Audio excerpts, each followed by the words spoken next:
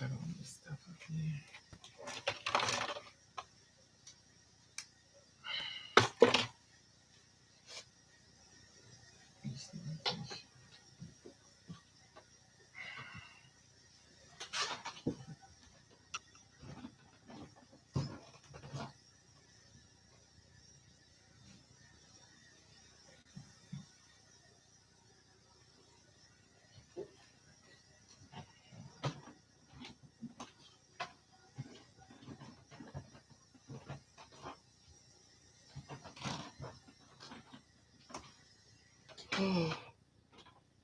Oh boy.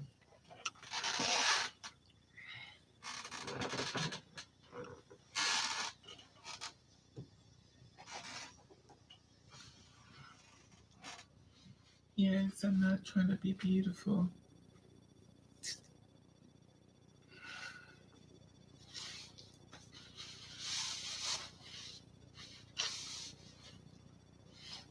These things is hot.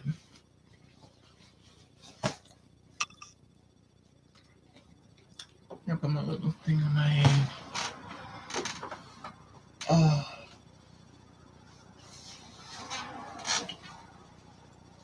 Oh boy. Oh. Look like Pillsbury. Yep. There we go. It's December 2020. You need to make a change. I'm going to make a change. Oh, once in my life. I want to move away so bad.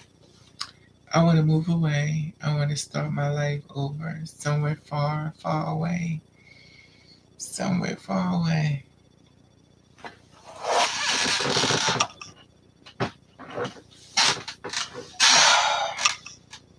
I just want to disappear. It's 2:06.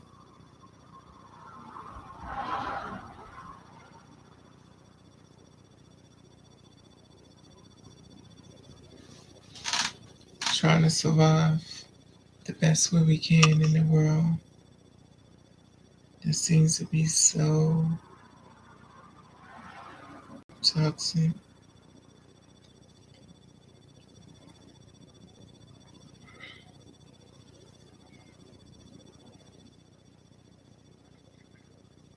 Hmm.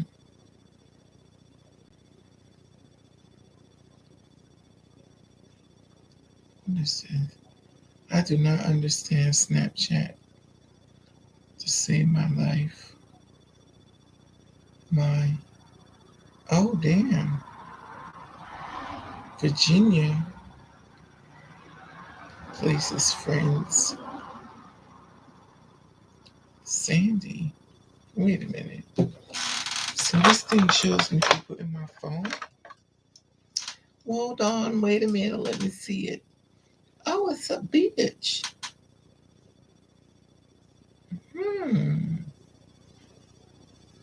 This is interesting. Somebody lives in North Carolina. Oh, Snapchat show you where people live at. Who is this? Somebody lives in New York, Pittsburgh. Oh, here we go.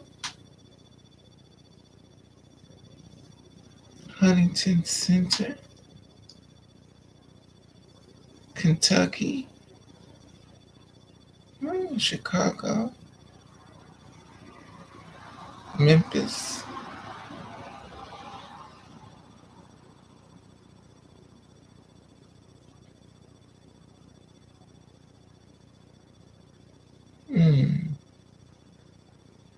Friends, let me see.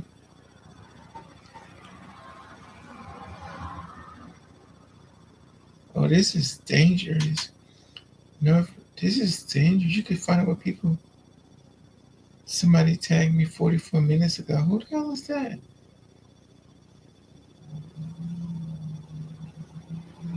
Philadelphia.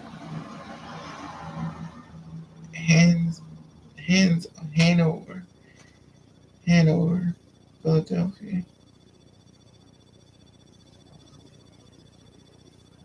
Hmm.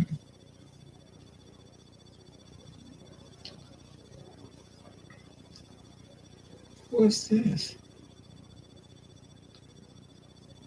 Newton, New Jersey.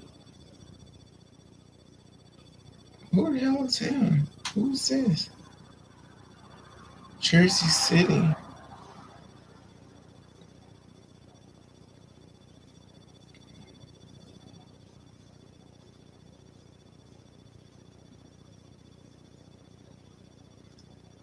What's this? Ah, this is interesting. Hey Anna, hey John. I didn't know you could see people. Hey does this say Corona or Karina? Yeah, I'm sitting here.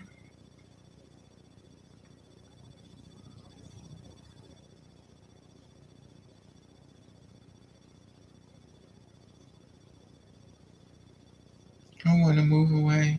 I want to move away, but I don't know if it's gonna be worse where I go. It's time for me to make a change. I've been trying to divorce everything I got so I could just leave. I'm trying to slowly let my mind mentally start over. That means I'll be leaving. I'll leave. I don't know, just a new start. A new start. I want to find another place to live. Like, I want to move away. But I don't know if the rent is going to be expensive or high. Because the way the world is right now, I don't know if it's safe to do anything. I don't know if, hey, Anna, I don't even know if it's safe to do anything these days. You can't trust anything. You don't know what to trust. Oh, you don't know who to trust. I went to go find out about glasses. Hey, Gilbert. I went to find out about glasses. Once upon a time, you go into the doctor and tell them you need glasses. They used to run specials for like $100, the eye exam, everything included. But baby, I guess that's way back in the day. Because glasses now, they charge you $199 just for the lens. Then they charge you another $100 to see the doctor, to get an examination. Then they charge you, it can go all the way up to $1,000 just for the frames of glasses. And then they wonder why people getting their eyes are going bad buying these cheap glasses from the dollar store. That is crazy to me. You can't, I can't afford it. And it's like, oh my God, I can't catch a break. I can't catch a break.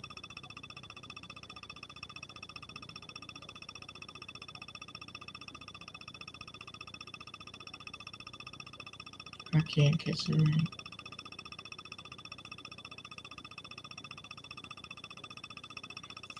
And I'm so aggravated. It is, everything is real high though. That's the thing. Like you can't afford nothing. I mean, the rent is like $2,000-3,000 a month. The glasses, the food is. I mean, everything's just high. It's like, what the hell is going on?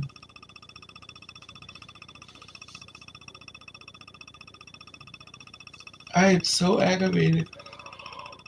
Oh, I want to just move away, far away, far away. And the scary part about it is, even if you move far away, you may not can afford where you move to. I be watching people talking about they paying $15,000 to $16,000 a month. Not 1,000, 1,600, 1,700, 34,000 a month, or 3,400 a month for rent. Then you got the low incomes. Now the funny thing with apartments, low income apartment, which is a studio, is 1,500. 1,500 is low income, child. If 1,500 is low income, so I went to the doctor. Child, your mortgage, you must have put a lot of money down. Let me see. 600. Oh, I need them. Okay, I need a mortgage like that. I need a mortgage like that. Child. Went to the doctor today. They told me I get some more tests done. That I may be going blind in one of my eyes. I'm like, oh my God. She's like, I'm not sure, but it may be glaucoma.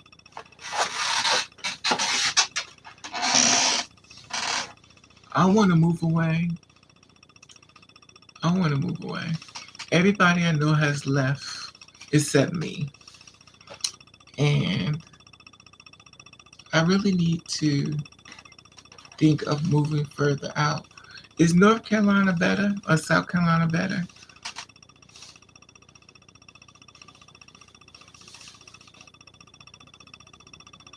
Because I've been hearing so much about Atlanta. Yes, that's my room in New York. It's, let me put this guys on.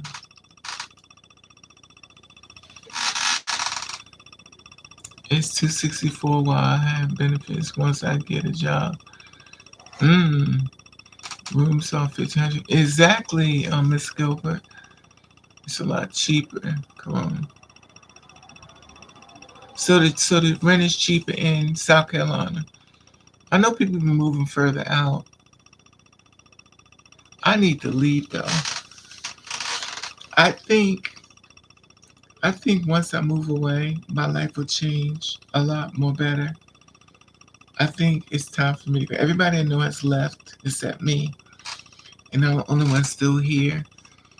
I really need to consider moving away. I have to do it. I'm the kind of person that don't like change, but due to the fact that where I'm living at is doing one thing, and that's going down. I know a friend of mine, he moved away too. Hey Red, how are you, love? I have to do something. I have to take a chance with a leap on faith. You know, that's what I'm saying. If you can find work, North Carolina is good, and you have a car.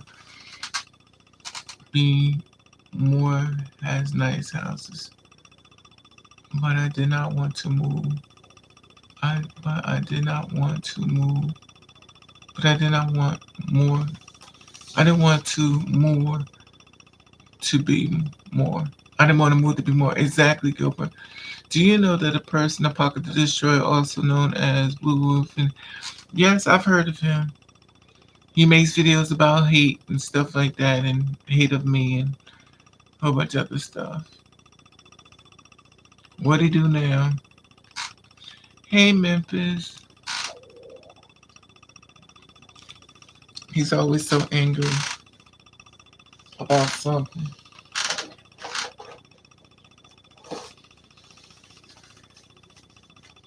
The box is being exposed by a lot of people on YouTube in an area called Beef. Child, I don't pay Apocalypse no mind. Whatever Apocalypse do, it's Apocalypse business, to be honest with you. I could care less. If that's his thing in life, let him do it. I don't even care. I got bills. I'm trying to change my life. And the last thing I'm trying to focus on is somebody that's doing what he doing. Let him do what he do. And I'm going to do what I do. I got to move on with my life. I can't be responsible for grown adults acting like they want to.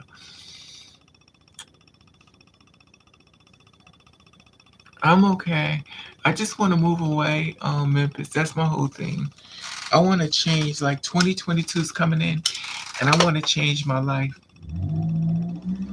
I want to change my life. I want to move forward in my life. I know people been talking to me and stuff, but I really want to change my life. I want to move. In 2022, um, see, I don't know where to go though. If you're a person like me that never go nowhere, I don't know where to go. I don't know where to save. I don't know where to go. And I don't want to move somewhere it's worse and it's tragically and you know, I don't know. But everybody be telling me to go further south, North Carolina, but it's the jobs out there. Because I was talking to another girl, she was like, Raven, but see, even if I want to move, I don't know where to go. Do anyone know Parker's legal name? No, Red. I want to change my life. Tomorrow, maybe I should play the Mega Millions. I done played the Mega Millions so many times, Memphis, and the only thing I've done is here. You are not a winner. You are not a winner. That's all they tell me. I had to go to the dentist. I had to go to the dentist, and I gave him my insurance plan. He said, "Well, I don't know if they're gonna accept everything," but he told me something that was really positive. He told me $100 a tooth. I was like, "Now that's pretty good if it's accurate, you know." But I've never heard of that before, and I don't know. People be telling me to move to Atlanta, but I be hearing people who move to Atlanta saying it's not what it's cracked up to be. I don't know. I've heard of North Carolina. A friend of mine said he moved out there. But how are they with the ones like us? Because I am a man magnet, and I know I am, and I don't want to walk myself in a situation where I'm in a situation. I was standing downtown waiting for the bus because everything has changed around. And the bus driver got off the bus and started talking to me. I was like, oh my God. He said to me, he's like, he said to me, he is making his stop. And I was asking, was he with my bus? He was like, I'll take you anywhere you want to go. I was like, oh my God. And he jumps off the bus. He starts talking to me.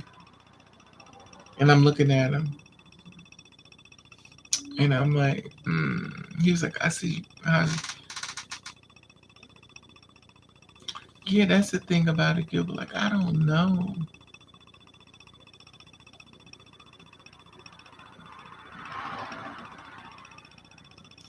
I don't know.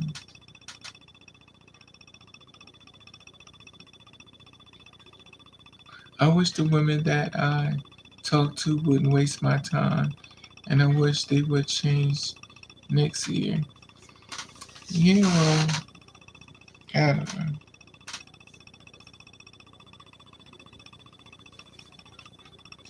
Everything costs money. My whole thing is I don't know what to do. I want to leave. I want to move away. And I don't know where to go.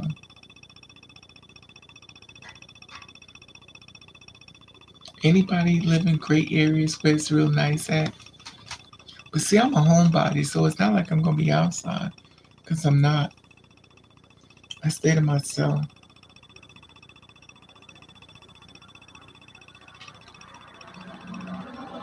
I want to stay to myself. I'll be back.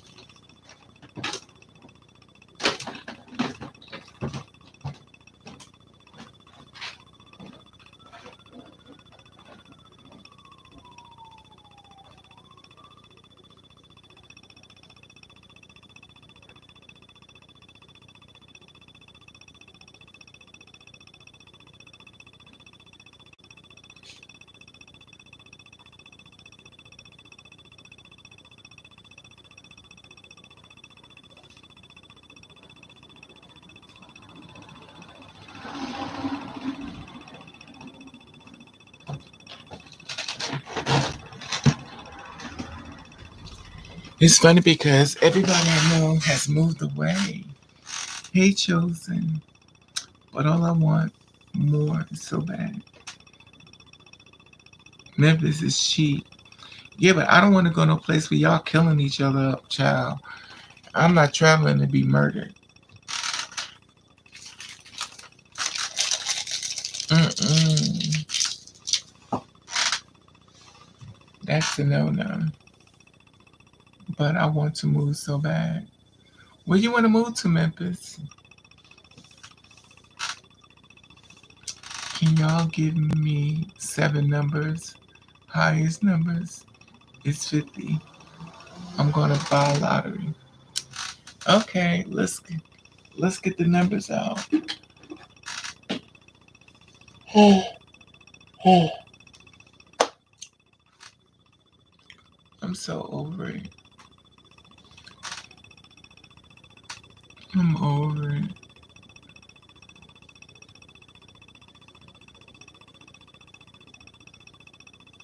This world is so depressing to me.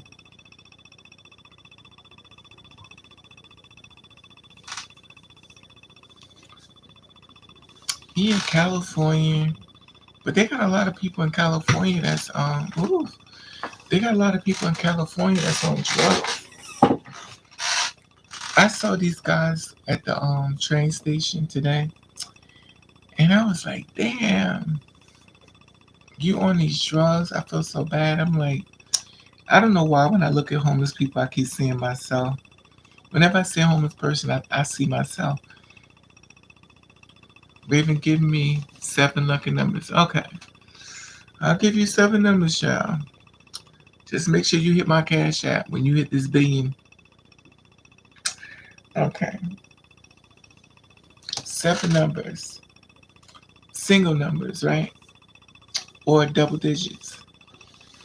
Okay, let's go with 6. Let's go with 5. Let's go with 11 and also 7. And let's go with 13. Is that 7 numbers? And 23.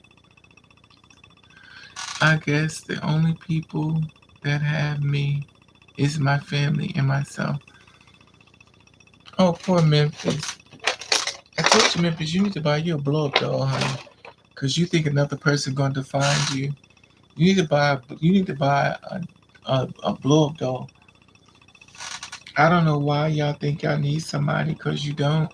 The person you need is right there in the mirror every morning, always waking up with you, always by your side, always looking out for you, always paying your bills. That person you looking for is in the mirror, honey.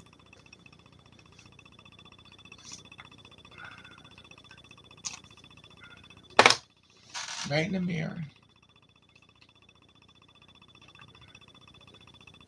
Double digits. Okay. So double digits, that would be 11, 22, 23, 66, and 77. I don't even know. I'm just naming numbers out here.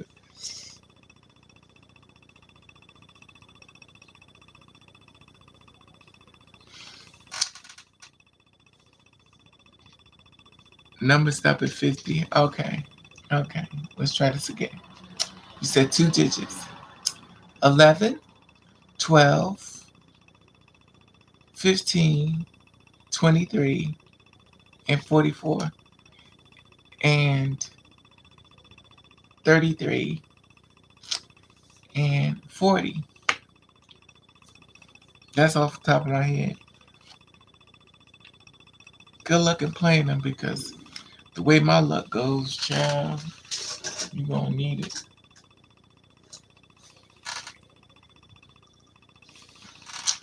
Yes, I know, but I'm always looking forward to trying to find a girl who likes me as I am.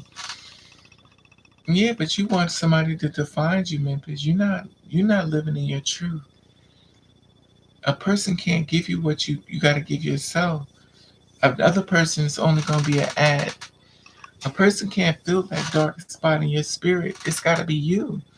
Hey, William. And as long as you're looking for somebody else to give you what you want, you're never gonna find it. Think about this. How many times you done said to yourself you was gonna do something and didn't do it? You let yourself down.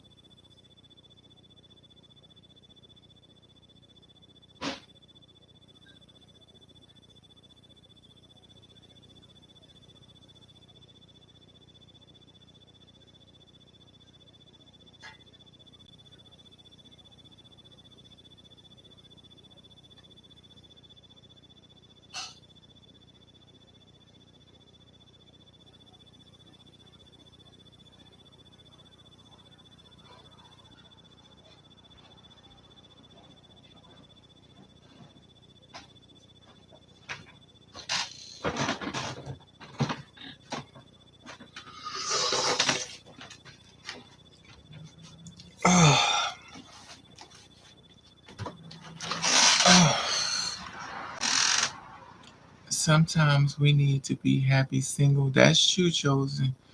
Then we can know who we want to be. That's the thing about it, chosen. You right. The thing about it is you have to be happy alone.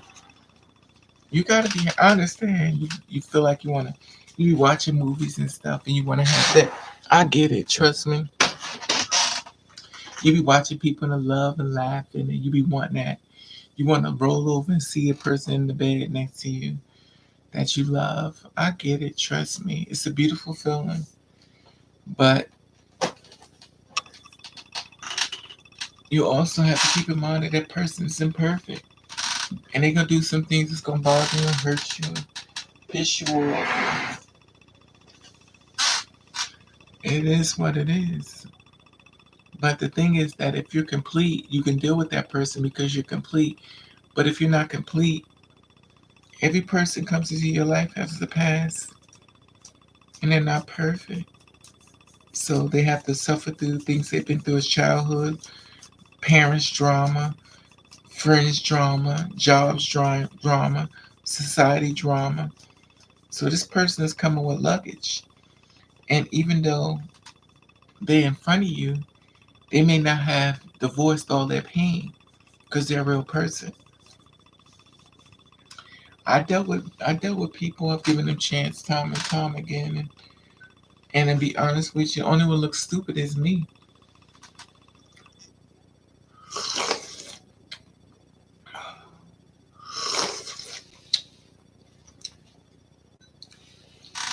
So people will let you down over and over and over again and blame you for letting you down. How long can a person be like that? Um, the lamest excuse at this point. The thing is that you can't, you can't put a time on people's trauma. It's not people, are real people. You can't put a time limit on a person's trauma. Some people come back from a recovery. Some people never recover. I think I'm too likable because hurt people hurt the ones that are loved or love them. Yeah, but you might be likable to you, but you may not be likable to other people. Sometimes we think big of ourselves and we're not as big as we think. You have to consider everything. Okay, I'll give you a sample like me. I'll give you a sample. I fall down a lot. Raven fucks up a lot. Am I perfect? Perfect? Absolutely not. I'm trial and error. Things I've tried to do fail. People I believed in let me down. People I love have betrayed me, backstabbed me. Men I thought was gonna be in my back. Other girls coming telling me, Raven, sit down. So everything that's happened to me create trauma. Have I divorced it? Absolutely not. Do I feel comfortable with the man in my presence? No, because I feel as though I'm a target. Is there good men out there? Absolutely. Do I trust me when I pick a man? Absolutely not. I don't trust me.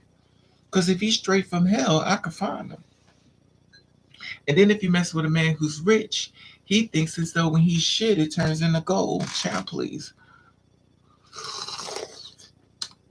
And he looks at you down his nose like he's the shit.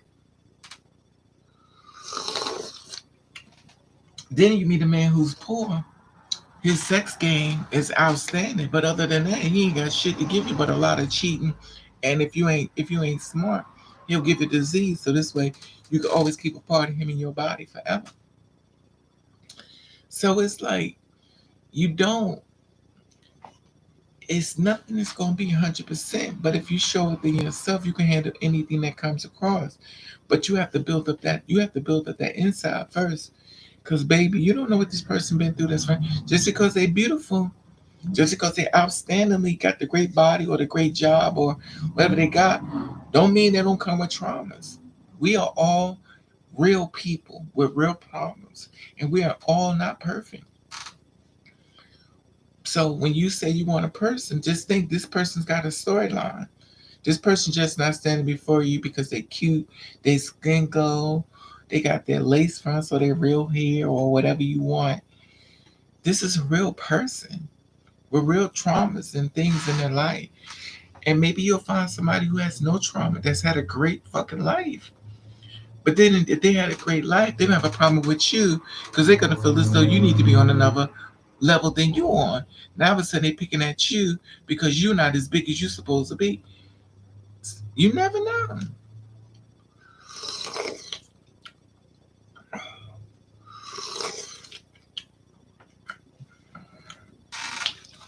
It's real.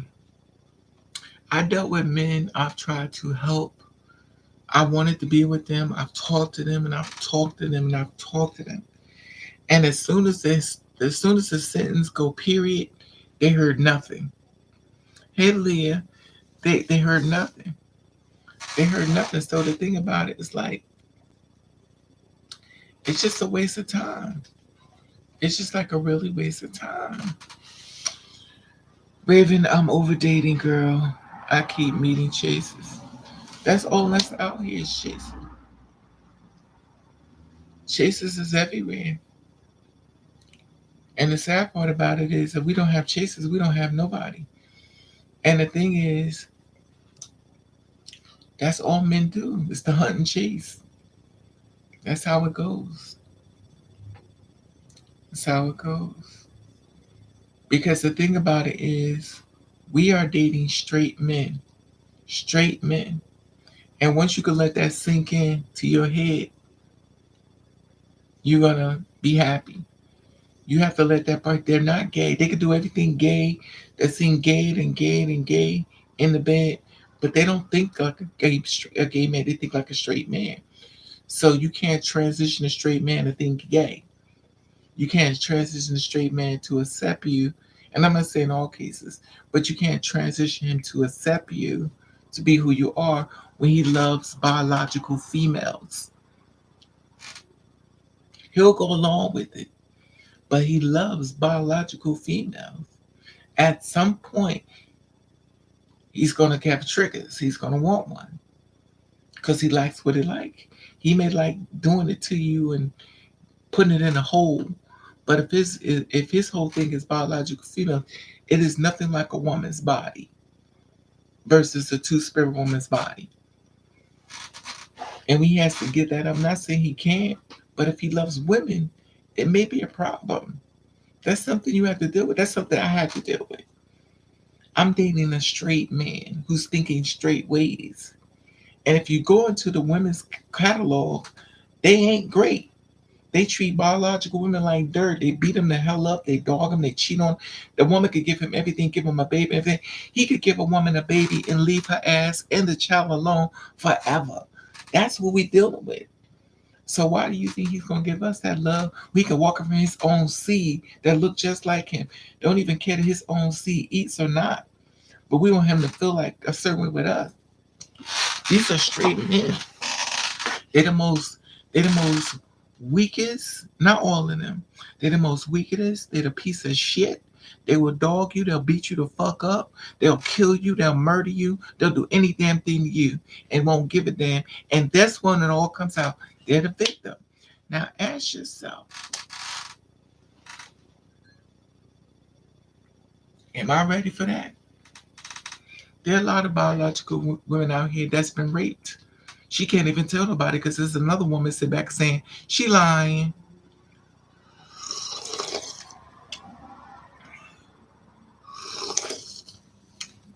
When they follow thousands of trans women want to fuck you and you're trans, there's nothing that you about them. That's the thing about it is we have to realize where we're at. I think when within myself, I'm gonna use myself as an example. When you go from straight to gay to two spirits, and Leah, you should kind of know Leah because you know. And the thing about it is, it's different, and it's gonna bother us because we when we went to those levels, we see things differently than everybody else. So we don't sit around for the BS, but we don't like what we see because we see it quick. Oh, my boyfriend keeps telling me he wants kids and I can't give him any. And he knew that in the beginning said He's okay not having any. And so that's the thing about a chosen. You can have children, you can adopt children, or get a surrogate. But see, this is the thing about that, and I'm not trying to rain on anybody's parade. When you have children, you're creating a human being. Now, when you create this human being gonna want to know who their mother and father is. Now, when you don't share certain things, you're growing your child up with a lie. Now, if you're a two-spirit woman, and then you have a child with a surrogate, that child gonna want to know that surrogate, because to that child, they love you, but that's their mommy. That's their mommy. They ain't gonna tell you that because they know it's gonna hurt your feelings, it's gonna break your heart. But that's their mommy. If a man gives a woman a baby and just try to help a gay couple out, they're gonna look at that. That's my daddy. That's my daddy. I understand what y'all got here going on because you women for women, men for men. But that's I want to know my mom and when. This is the thing. These are real people. Just like you're a real person, that is a real person you're creating. And you better hope you ain't creating a child out of hell. Because if you're a child out of hell, you may have your stalker being rebirthed, and now your stalker trying to kill you, which is your damn kid. These are real people. You never know, child. You never know the entities that you're creating, but you got to live in a realistic type of form. That child can want to know who their parents is. I'm sorry. They is. Because I know I would. I would want to know who my mother is. I understand y'all, y'all women, y'all together, but I want to know who my daddy is. I want to know. I just want to see what he look like. I want to have a conversation to be anything in common. I want to test out our health, any type of health problems he may have. I want to know. I'm going to want to know everything. As a child, I'm going to want to know. Yeah, exactly, Gilbert. That's the thing about it. You're going to want to know as a child. Because this is the thing that you have to realize. When children go to school, they can watch other children talk about their mommy and daddy. And people compare. And then you watch commercials of mommies and daddies. Then you in a house with two dads and two moms. Now, when you walk away, you may feel like, okay, I love them both. But at the end of the day, there will be an emptiness with that child.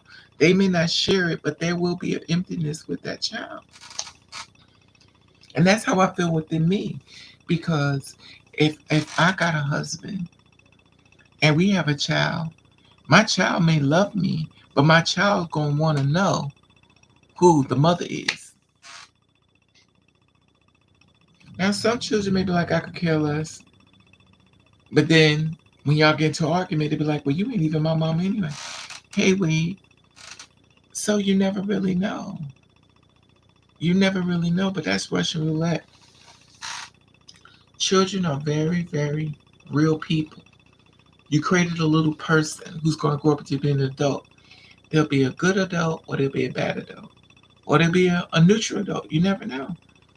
You never really know how they're going to come out. They have to teach you who they are.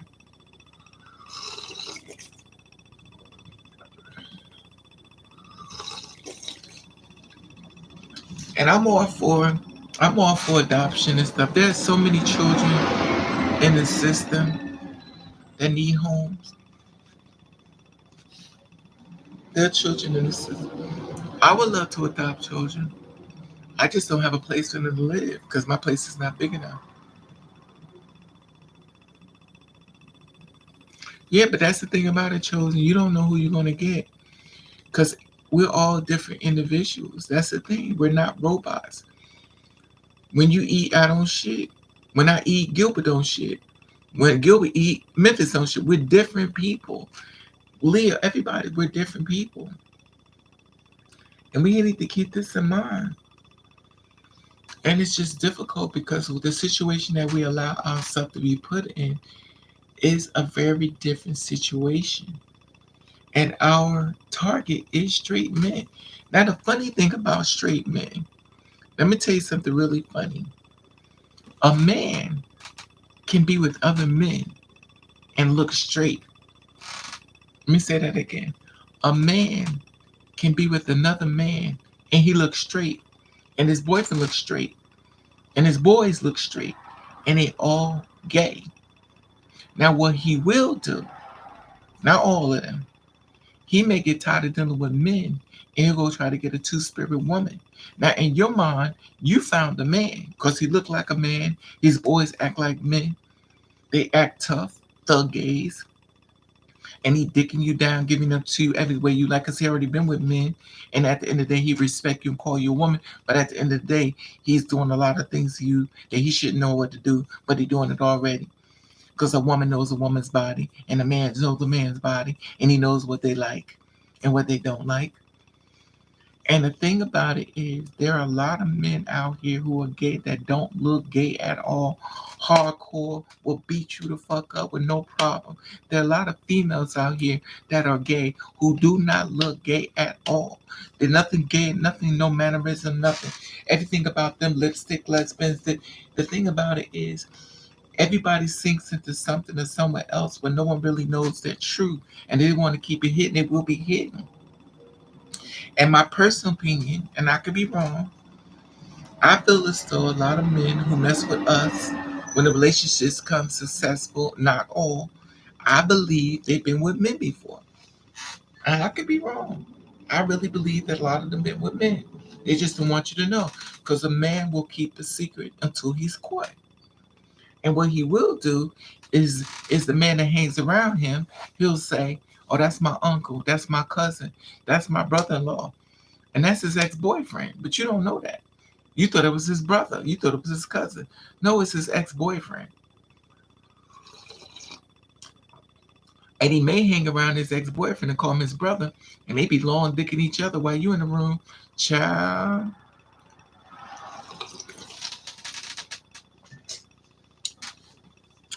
But I will respect his decision. He said he doesn't want to break up with me, but he might go get a girl pregnant, bring it back to me. That's what he said. Wow. See, that's what I'm talking about, Chosen. And I'm so glad you shared that. Maybe Memphis can hear what you just said. What Memphis said? Memphis, please read what Chosen just said. And see, this is the reality, Memphis. This is the reality. This is the reality. Yes, I had an ex, and let's say I was homegirl and family. Yeah, it happens a lot. When I was in neighborhood, my boyfriends was my brothers. I never told nobody it was my boyfriend. I said it was my brother. I said it was my brother. I never told people that my boyfriends were my boyfriends. I said that's my brother. That's my older brother. That's my younger brother. I never said that was my man. I never told nobody it was my man. Never. And that's neighborhood. And I was gay for a long time, honey. And some may think I'm still. But the thing is, I've never told nobody that was my boyfriend. People start watching the way the men will look at me. Now, I did have one boyfriend. Honey, when he opened his mouth, even Jesus put his hands over his ears. You knew. But if you looked him in the face, you would think he was about to beat you. But when he opened his mouth, all you saw was flowers and lilies, honey. He could sing every opera song in the world, child. But when you look at him on the street, you be and the cops used to stop him on the street because he looked so rough. And once he opened up his mouth, the cops used to let him go. That's to let you know, honey, it was nothing but a woman there. But you would never know you was catfish. The cops used to. I've never saw a man in my life where the cops used to stop him, and once he opened his mouth, they used to be like, "Oh, you can go," because he didn't come across like, he just he just went into motion.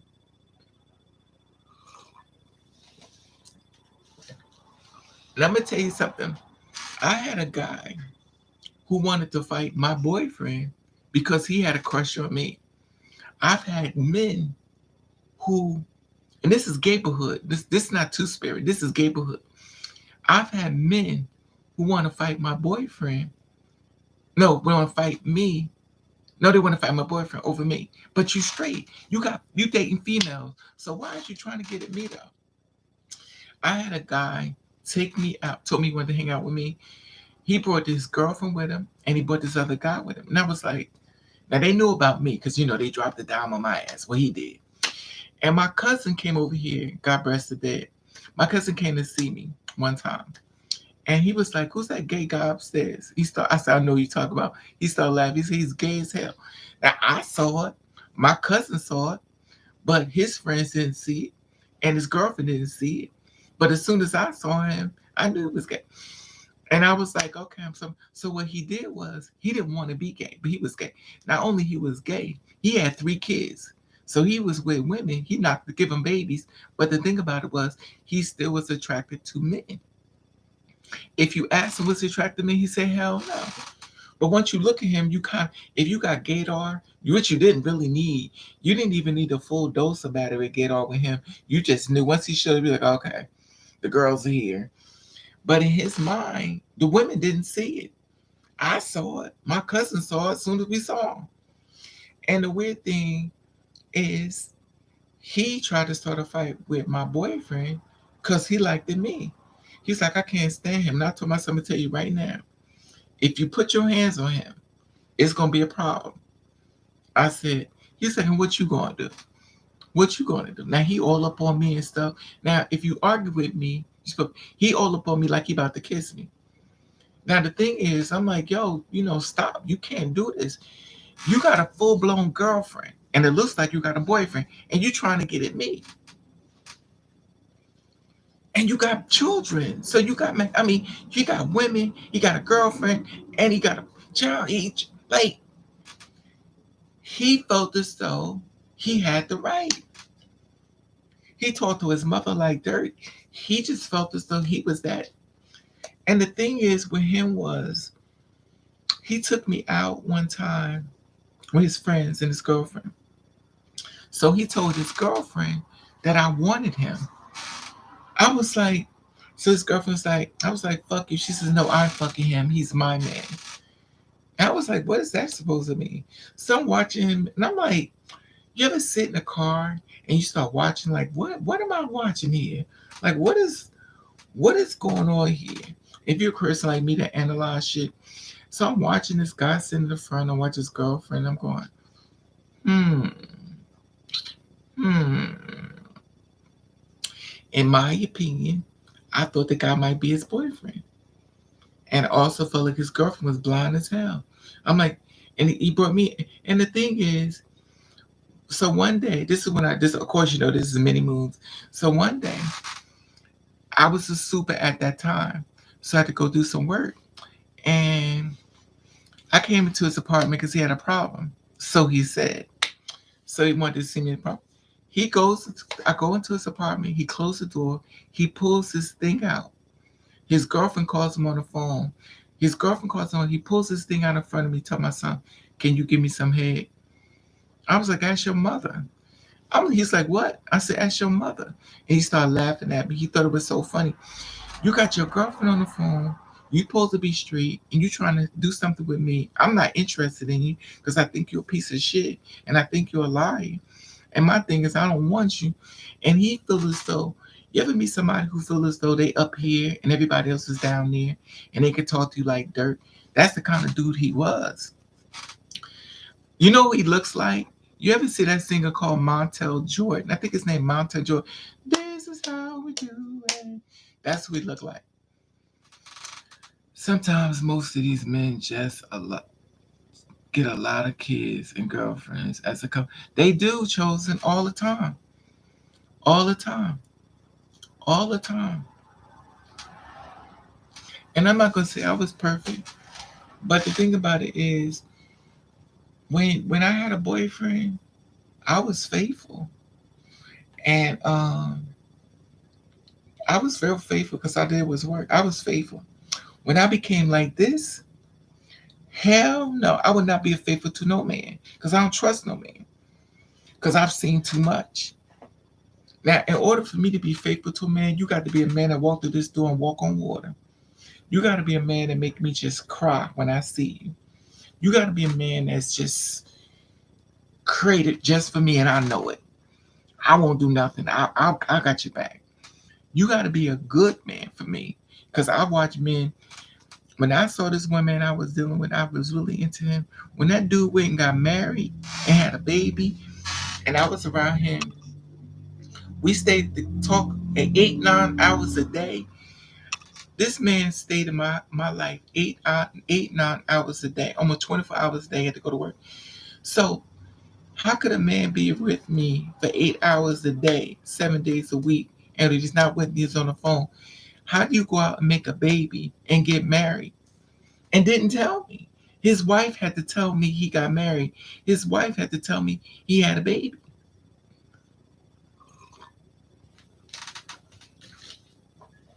He was willing to let me be with him knowing he got married and had a baby. He never told me.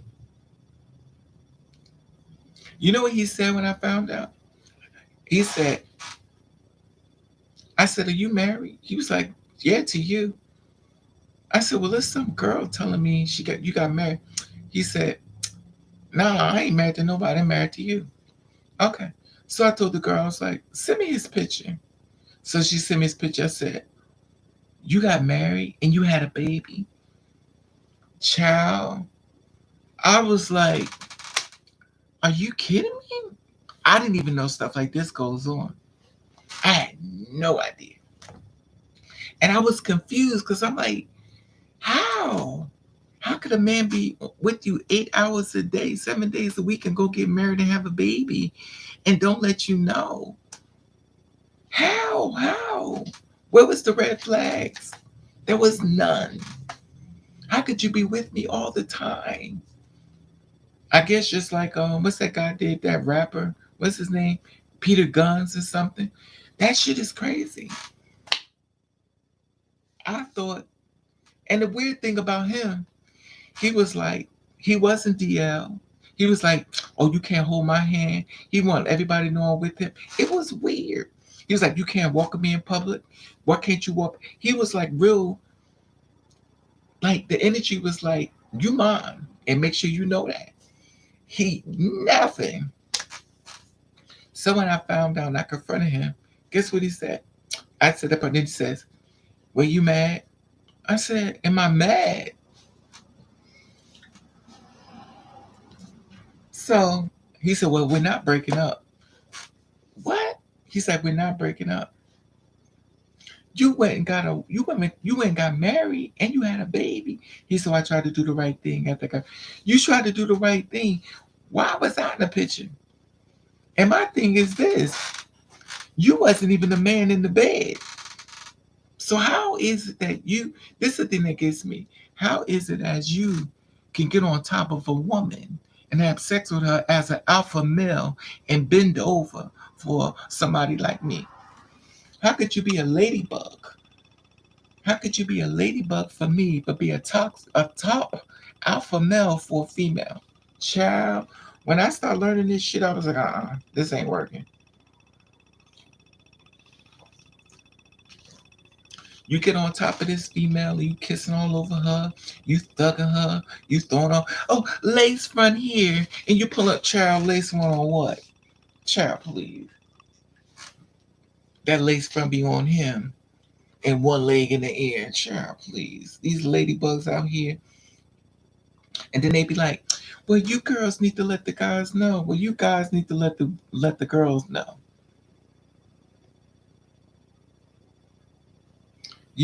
And that's the thing about it. My thing is, I don't like. It's just too much. I've been tricked on top of tricked on top, and it's funny because when you gay and you come on this side, you see things totally different. Hi, eyes me, whatever, eyes of mine. It's different because when you gay, you and your boyfriend, y'all get each other's back. If you mess with him, you mess with me. If you two women, you got each other back. But when you become a two-spirit woman dealing with straight men, your killer is in your bed. Your murderer is in the bed. Your murderer is you just victim something to eat. The man that's coming to kill you is laying next to you in the bed. And I'm not saying all of them. So now you don't have to wait to go outside to get murdered. You done moved them in. You done fixed them bacon, eggs, and cheese and fried whatever. And the thing is that they say, well, you know, And the thing is that this is how you know you stepped on grounds that you don't know about. Men been doing this to women for years, but you was not a woman at that time, so you don't know what she been going through. Men have been killing women for years, and now they're like, now we're like, oh, oh, it was what was it called? Trans lives matter. They're killing us. They're killing us. No, they've been killing women for years. Now you walking in woman's shoes.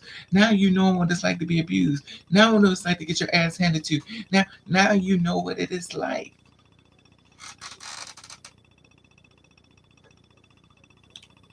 And that's the thing about it. You never know what a person is going through until you walk in their shoes.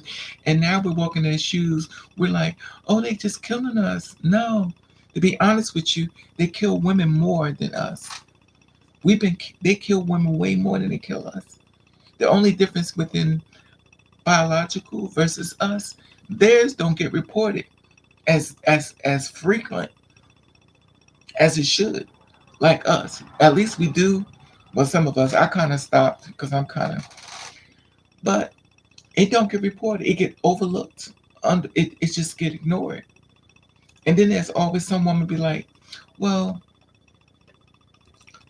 always be some woman like, what did she do? There would be a woman protecting that man. Excuse me. Now think of this. Let's talk about prostitution. Let's talk about prostitution. If a man can take a woman and pimp her the hell out and take her cootie cat and sell it for him, a piece of shit, when she could take that money and build her own business and move forward and go far away, and she will give it away to a man that don't do shit for her. For protection, girl, you pick up a gun for protection. You don't need a man to protect you. You pick up your damn gun. So you gonna sell your pussy and give it away to this man? Child, please. That's to let you know the manipulations of a man, a mind, of a woman. She could be beat down so bad mentally that she don't think much of herself. And that's what happens to us. They feel like they can't beat us down mentally the way they want, so they just kill us. But the bad part about that, even more so, when the girls like us rent hotels and stuff for prostitution and stuff like that, the men who are pimps are checking those ads too. Men who are pimps feel as though you taking away money from their girls' money, their girls, their biological. So that is in the shooter out to kill you. Because you mess, it's just like that thing called a drug thing. When people sell drugs in certain corners, they kind of get the person killed off because that's money, income coming into them. There is a gray side that people don't talk about. So they'll send a hitter out there to hit you off and they kill you. How many times you heard girls get murdered? You never hear about the money. Where's the money when it was found dead? You never hear that was a large sum of money that was found when she was killed. I've done stories for years about these girls being murdered. I've never told y'all there was $3,400 found. There was her money still there. I've never told y'all that. The only story I told you that she got robbed was the girl who was not a prostitute, who was a nurse, head nurse, and she was talking to that guy in the Marines, in the service, the military, and she basically met him online, and basically she was talking to him, and she was like, "I'm gonna be in town. I'm gonna rent a hotel. You can come up. We could chill." So, and no disrespect, but she wasn't the most passable, so he knew. So but then again, that's not fair. That's not true. Because she could listen. I'm gonna take that back. Because she was really pretty. I said, remember, the thing about it is, he knew. So he went up there to the hotel. I did this story. He went up there to the hotel, stuff like that. And let me see if I can bring her picture up. Because I did this story on her. Not head nurse. Her name was stabbed 115 times.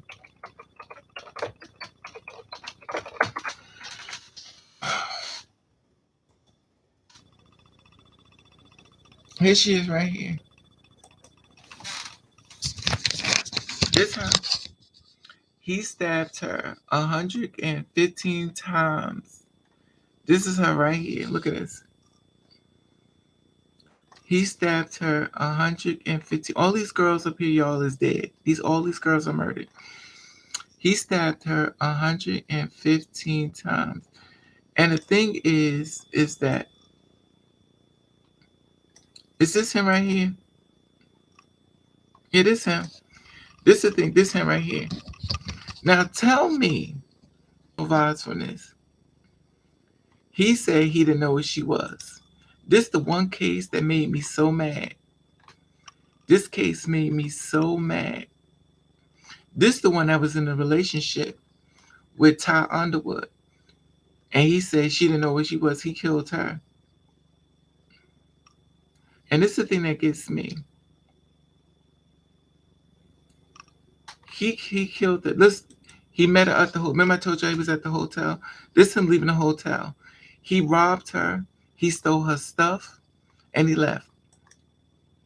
He stole her cell phone and everything.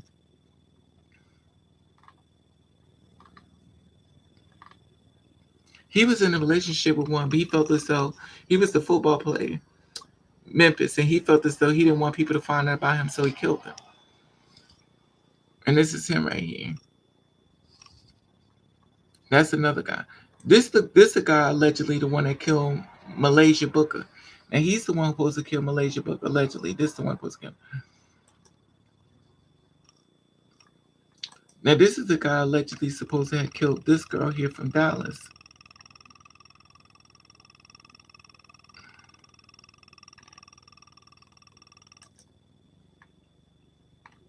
And this is the thing about it. Look at this. And she was killed. And this is the thing about it. Look. And this is right here. If y'all see this type of look, this is called DL. This is called discreet. This is called I'm a real man. I'll knock a motherfucker out. This is called discreet. So when you hear a man say he's discreet, you want to come see you, this may be your result. This may be your result.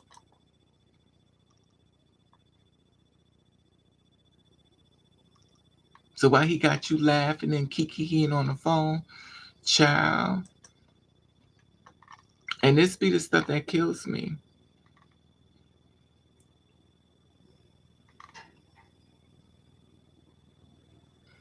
Now this the one, this the guy who beat up Malaysia. Everybody thought he killed her. No, he didn't kill her. This him beating on Malaysia. And this Malaysian. These a bunch of men jumping her. All these men jumped her. Look at this. And guess who they are? They're black men. Look. Now what did she do that deserved this? What did she do that deserved this? And who had this? Who saved them? Who saved her? These are biological females. The females are pulling her away. As these black men beat on this girl, these biological females are pulling her away. Look at this. Now tell me.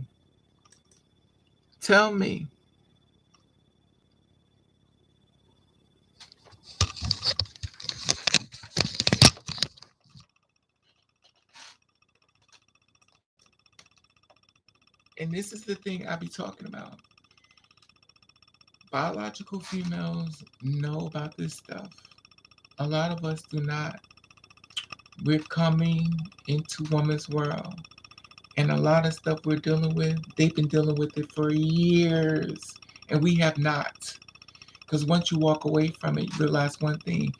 You had privilege. You had male privilege. You had privilege. You don't realize until it's gone. It's like being rich and realizing that you're poor. Raven, for years, I was a victim of abuse and threats. With all my tears, I'm here with you. Hey, Daisy. And it's crazy. They lie first thing they get. Exactly, Gilbert, my point.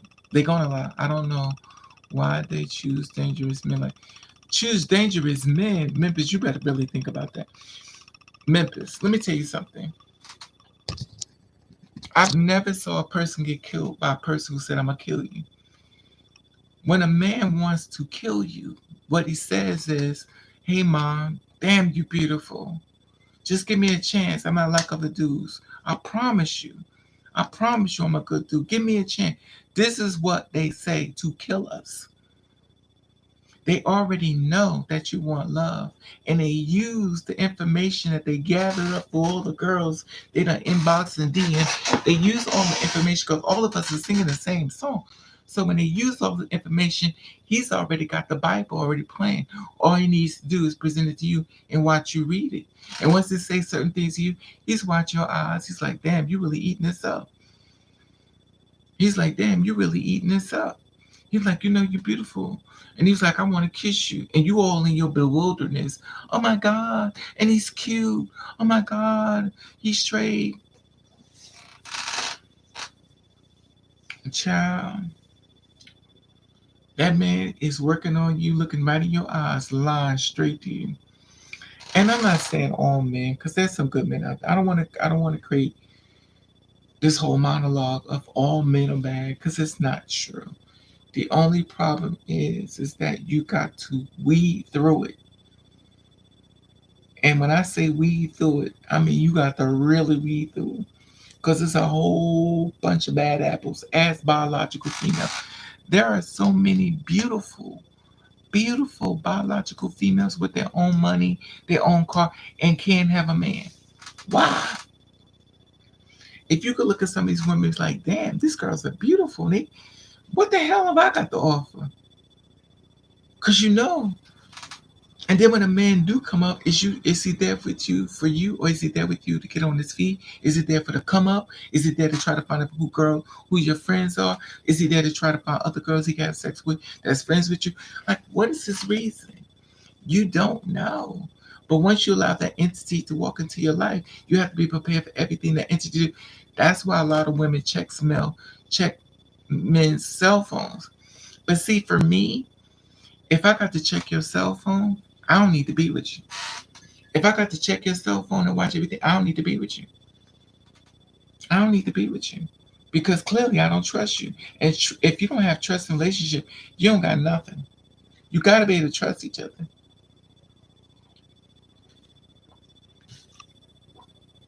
I remember when I was at work, there were women who had a husband at the job and a real husband. A job, what they call it, a job husband and a home husband. So at work, she would mess with another dude at work, and he would mess with her, where he had a wife and she had. So at work, this is the one thing I learned about jobs, which I didn't know. And I'm not saying all that. They call it a work husband. A lot of times, these men and women are dating people at their jobs, and they have an understanding that they can have sex and everything at their job, and then they'll go home to you. So a lot of times, them late nights, I'm a little late coming home because we have to do a lot of times they in there fucking. I done worked in corporate America. I've seen stuff. I've seen it. And trust and believe it is not exactly what you think. Nothing about this world is exactly what you think. It's not exactly for what I've seen in my eyes of living. I'm just over it. I'm over it. Yeah, the thing about it is if you're not ready to thank you for saying this, then I know I don't mean to judge. I just don't like it. We don't none of us like it, members. None of us like being alone. Well, I'm not gonna say I'm gonna speak of myself. I can't speak of people. I don't like to be alone, but I don't. I have to be prepared for what comes with that man. I have to be prepared, and then with me, I have to really be prepared because most men I meet, they more weak and their soul is weak. So any little thing I say, they're offended. I can't say nothing. I've even done things as far as men. I give them tons of compliments, and it still backfired. I don't even call men handsome. I call them beautiful, and it backfires. So I can't. Me and men just don't niche. That's why I be thinking I need to be with a female. I think I do better with a woman than I can with a man. Because with the woman, I know she'll have my back. That's why I was dating that guy that was gay. But when he looked it straight with open his mouth, I dated men who wanted things like a woman. I dated men who had a presentation of a man on the outside, but a woman in the inside. I dated them because I could build with them. I dated with them because I know we could make money.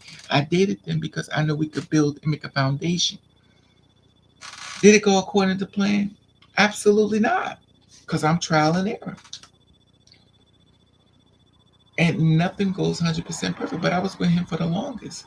And do I miss him? Absolutely not. I never even talked about him. I never talked about being in a relationship with somebody for years. But that was in Gablehood. When I got on this side, that life is over. That life is over. When I was gay, I met some of the finest men walking on this earth. I'm a man. I was spoiled. I seen some of the prettiest men that God could create when I was in Gablehood. I mean, pretty. I mean, damn pretty. And God used to just send them to me. I mean, men be like, damn. When I got on this side of this, good Lord Jesus,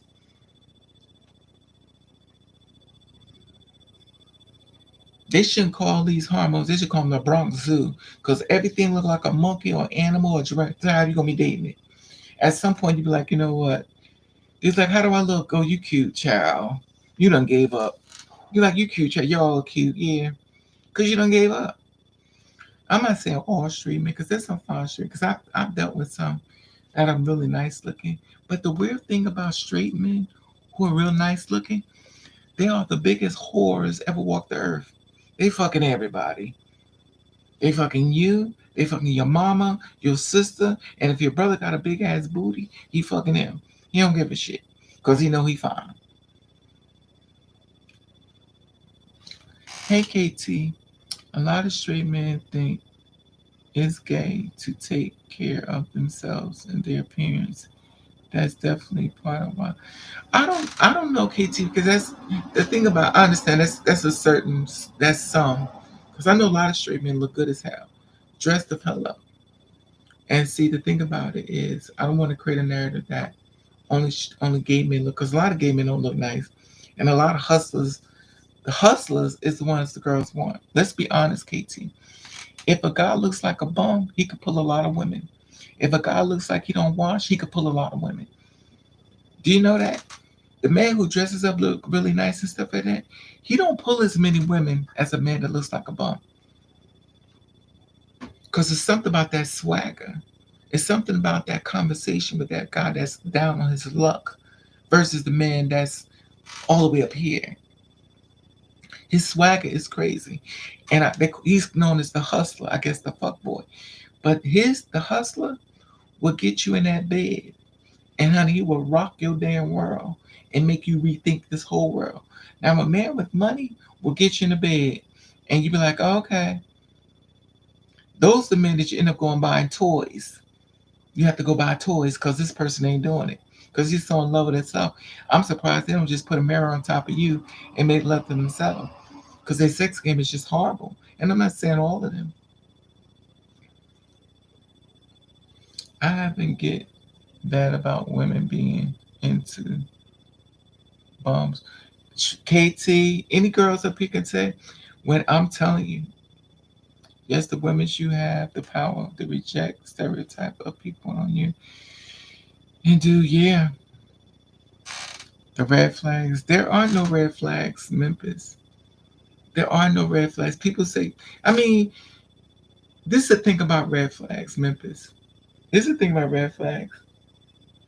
Some red flags are not red flags.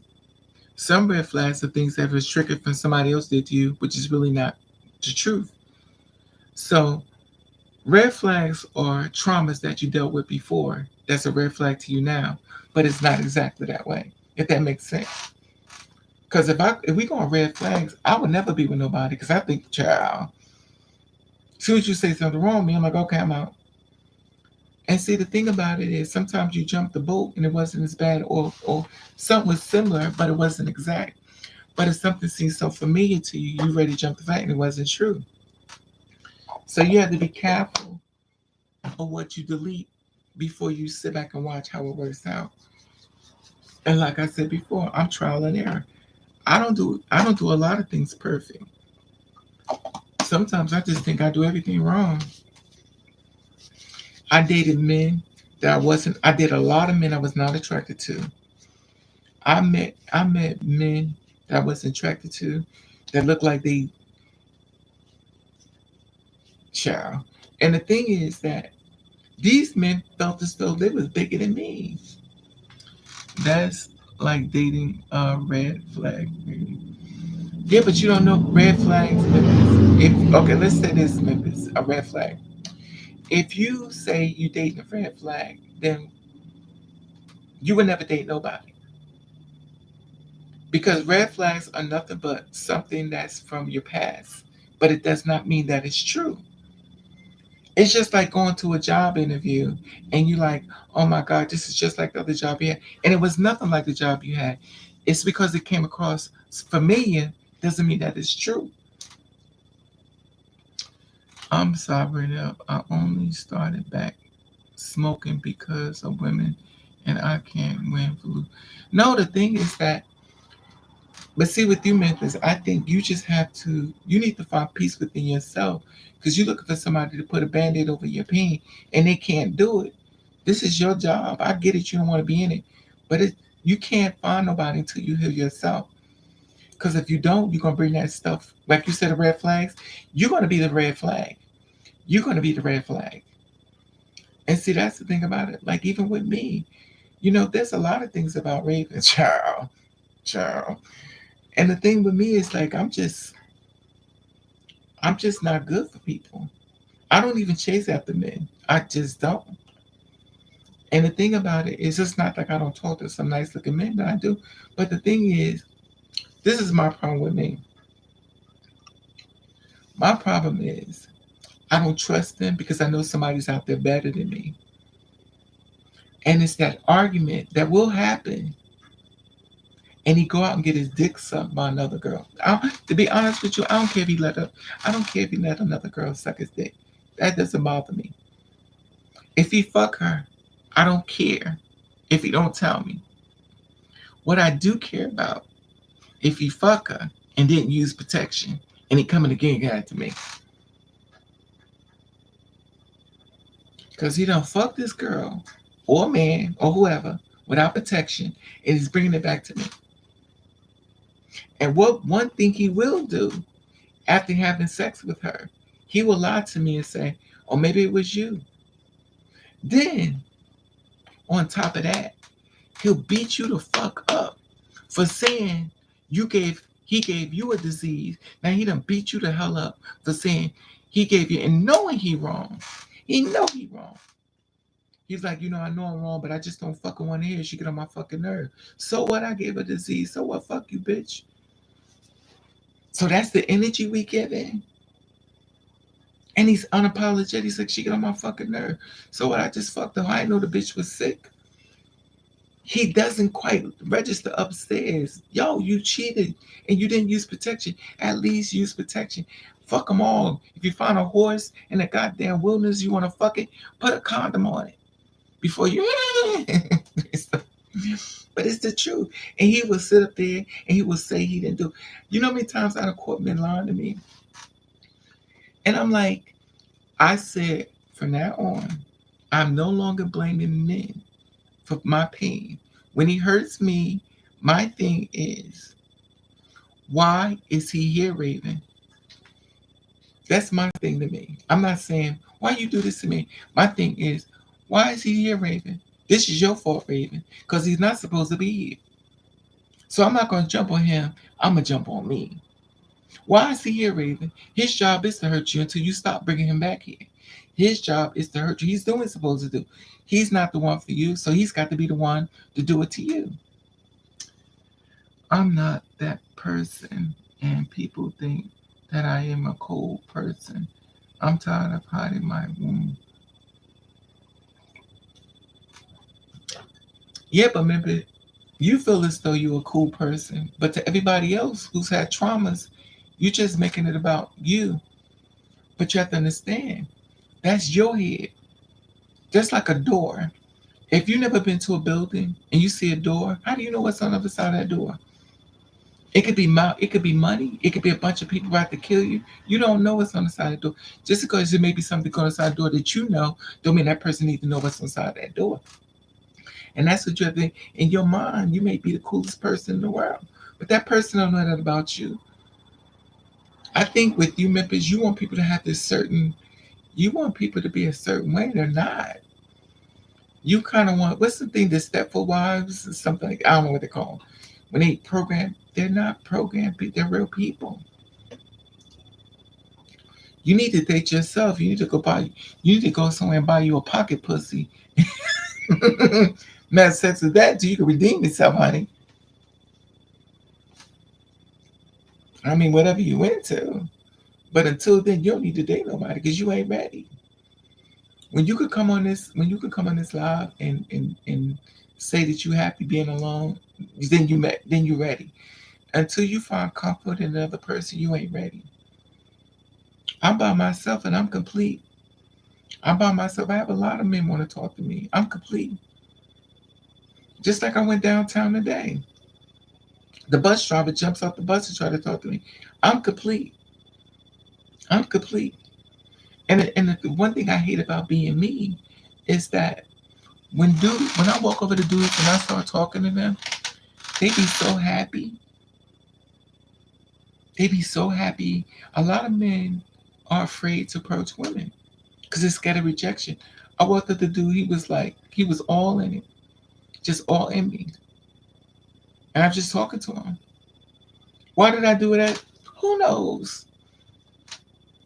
Oh, I know, because I want to find out what bus to get the hell out of there. Listen, I bought this, he had long dreads. I was like, "Did this bus go here?" He said, "You gotta go down there." So first, this girl told me, she was like, "You gotta go over here, get the bus." I said, "Oh, thank you." So I walked up there to the upper spot. So it was like, okay, so when this up, I asked this guy, I was like, "Is the bus?" He said it was down there. So I was like, "Okay, thank you." So he was like, so then I walked to this other girl, and then people started coming to me, asking me where to go. Because I was walking around asking people. I guess when they saw me asking people, I was asking people, "I'm gonna walk up to you because I'm not threatened. I'm not bothered." But the thing is, like, a lot of people are afraid. I walk up to people all the time when I want to, when I ain't acting funny. But normally I don't. When I went to the eyeglass place today, they was just all watching me because I'm tall. People be looking at me, and you know, when you like me, I have a I'm very self conscious. I hate my body. I don't look in mirrors because I know I'm gonna hate myself. I hate the reflection of my body on the streets. I hate so much about me. So what I try to do, knowing this, I make sure when I walk, I don't look at anything that can show what I look like. I walk past windows. I look at the ground. I refuse to see myself because if I see myself, I'm going to hate what I see. I guess they call it bodies um dysphoria, whatever they, I don't know. But I hate what I see. When I look in the mirror, I see so many things wrong with me. So I avoid the mirror. I avoid it. And I know within me, people gonna look. It's June the 3rd. I'm a Gemini. Excuse me. So one thing I did notice about me, which I didn't notice, is that people really want to talk to me. I never noticed that. People actually want to talk to me. But I guess I got that energy. I'm so standoffish that they don't know how to approach me. And the funny thing is, the super told me that. He said, people be wanting to talk to you, but they like you don't want to talk to them. That's the same thing across the street, them guys. They're like, there she go, rushing into the house. Yeah, I'm rushing into the house because I don't want y'all to talk to me. I done had three of y'all try to come at me. Y'all done asked me, do I got a man? One of them's like, I want to fuck you. Like, and I'm like, I don't want y'all to know. I want y'all to know, you know. Then the energy gonna change. I don't know. Maybe you with it, maybe you not. I don't know. I'm not trying to find out. Yeah. And that's the thing about it. Like, I'm just trying to move through life and mind my business, but that seemed to be unavailable for me. But I did notice something. And I'm saying it because I'm acknowledging it now because I did notice it before. Because I divorced the world years ago.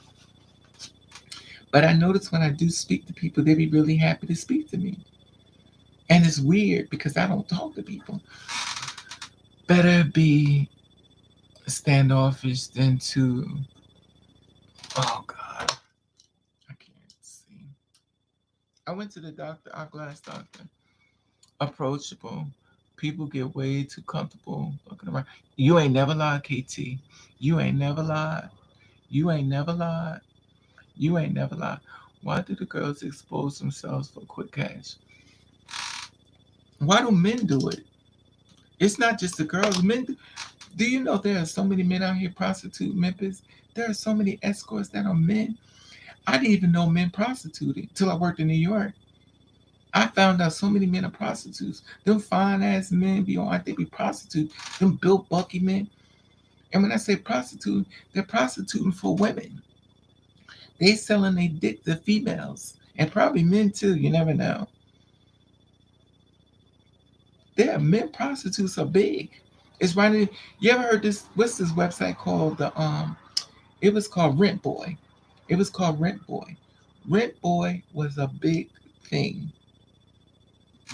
You could Google it. I don't want to Google it because it may come up some neutery. It's called rentboy.com. There were there was a site, it went down because the men had to find jobs. Let me see if I can bring it up without.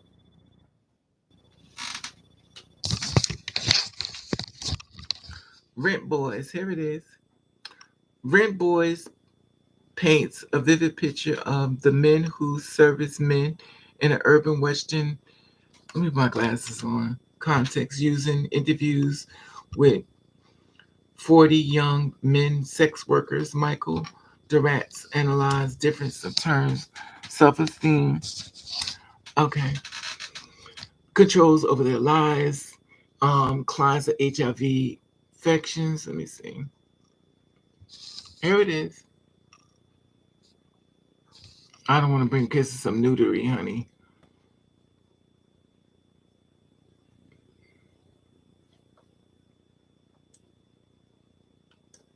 Let me see if I can cut this and paste it.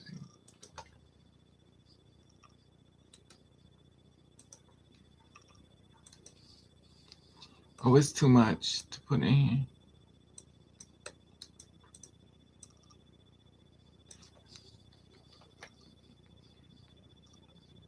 Okay. Yeah, that's it. I found this stuff out.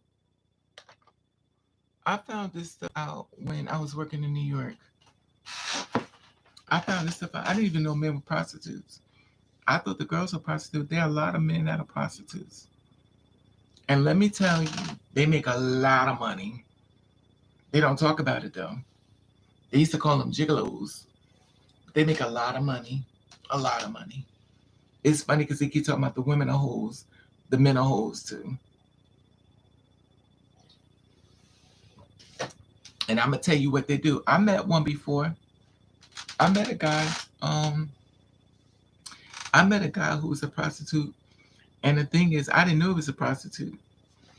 And I met him from what's this thing called? Talkie.com. Talkie. You know the Talkie online. You put your name. You can say, "Hello, I'm Raven. I'm in NYC, and I'm single."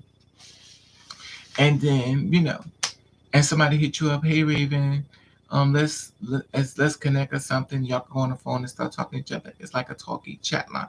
Yes, it's called the chat line. And oh baby, if y'all want to meet people, celebrities, go on them chat lines, them talkie chat lines, honey. Oh baby, that is the spot. And there's some girls that they're prostitute, men that they're prostitute. And the thing is, I met this guy. I met him from there. Um, I wonder if they still got that talkie thing. Anyway, so I met him, came to my house and stuff. This guy was so fine. When I tell you fine, he was 6'5", high yellow, pretty, gorgeous.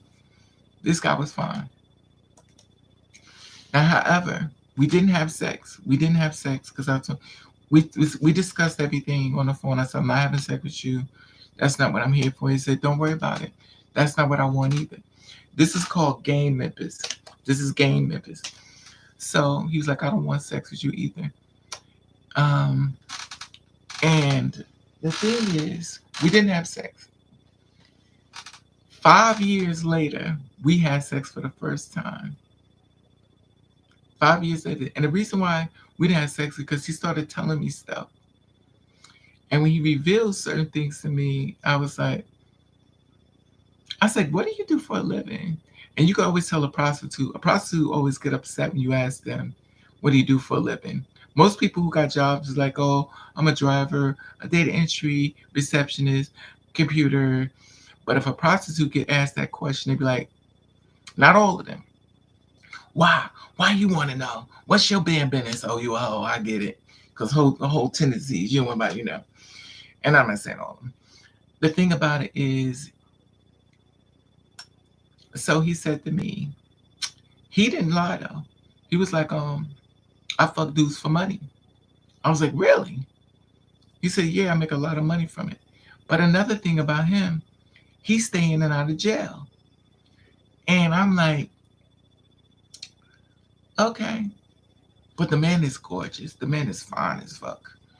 And all I kept thinking was, like, you could be in a magazine, like, you as fine as fuck. Anybody see you gonna want you. That's how fine he is. Child. He was like, maybe it's you. Maybe I should be with you. Oh my God. Met him. 5 years later, we finally had sex. 5 years. And I know that's a long time, but I used to be on it. Anyway. 5 years. And the reason why we didn't have sex is because he didn't never answer the phone because he got locked up. So he was locked up. I didn't know that. So he hit me back up. He's like, Raven, I want to come see you. I said, who is this? I said, where you been? Oh, I was locked up. Okay. So he come out of jail. He came over here. We did something. And we talked and stuff. We did something. And then it's really weird. I had fixed him something to eat. Because in my mind, being a dum-dum, I'm thinking, I got a boyfriend. I think that's what we all think for some reason. I'm about to have a boyfriend, but you kind of want to jump the gun, but in your mind, because you're showing him you're different than anybody else. You could try to do anything in the world. You could try to do anything where you go cook for men. You could give men money. You could do anything for men that you want to do. If he don't want you, he don't want you. So we finally do the do. And I had cooked him food. And all of a sudden he got sick. He started throwing up. And all I kept thinking was, why is he throwing up? And all I could think was, he's not supposed to be here. My spirits are working on his spirit. He's supposed to be here. And I was like, is God sending me a message? Because he's throwing up. And I don't even, and I don't think, was it food or was it drinks? I'm not even sure. But he got real sick. And I was like, now the weird thing about it was, he said, I'm going to go home. He said, it was food. He said, I'm going to go home. He said, the next time you want to invite me over, he's like, you don't have to cook for me to come over to see you. He said, you don't have to cook for me. I said, okay. So then after that, he said, I'll come see you. You don't have to bribe me. So anyway, I call him up and I'm thinking, we about to be, I know Memphis, right? No, but see, this is the thing about, look around my house, Memphis. My house is very spiritual. If your spirit is not right, Memphis, you're going to reveal it to me. My house is very blessed and highly favored. So if your spirit is not right, you're going to give me, if your spirit is okay with me, You're gonna come in my house and you're gonna fall asleep. I've had people come out, they go, oh my God, I'm so sleepy. They go straight to sleep. If your spirit ain't right, everything about my, oh, I can't be, it's like burning sage. If your spirit is not right and you around me, you're gonna be doing stuff and I'm gonna be watching. So I'm like, I wanted to be with him. So yeah, he got sick. He got sick, KT. And the weird thing is, I wanted to be with him. So this is the best part. So he knew that. He knew I wanted to be with him. And he went home and I called him up and everything. And I said, hey, what you doing? I want to see you. You know what he said? If you want to see me again, you know what you got to do. I said, what do you mean? He said, if you want to see me again, you know what you got to do. Y'all tell me, what does that mean? I said, what do you mean? He said, if you want to see me again, you know what you got to do. I was like, are you saying you charging me?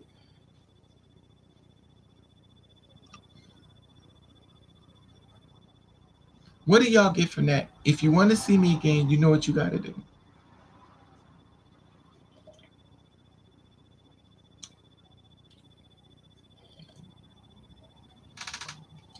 I clean my house, KT. I told y'all about cleaning your house. You're supposed to clean your house. You're supposed to clean your house every time somebody walk in your house. You're supposed to clean your house every time they walk out. Whenever somebody come in your house, you're supposed to clean it when they walk out. You ain't got to clean it so much when they coming, but you got to clean it when they leave. Hey, Lily, you got to clean it when they leave. Anything they touch, you got to clean it. Don't leave none of these spirits in your house. Clean your house. I told you that before. Clean your house when they leave. Anything they touch, bleach your floors. Anything they touch, bleach it, clean it, wipe it down. Anything they brought into your house, you send it right back with them. He wouldn't. He wanted you to do him. No, he wasn't like that. He was strictly a top. That's not his thing. He wanted moolah. In order to be with him, I had to pay him. And I'm like, you want me to pay you to be with me? And the first thing I was like, these bitches got you fucked up.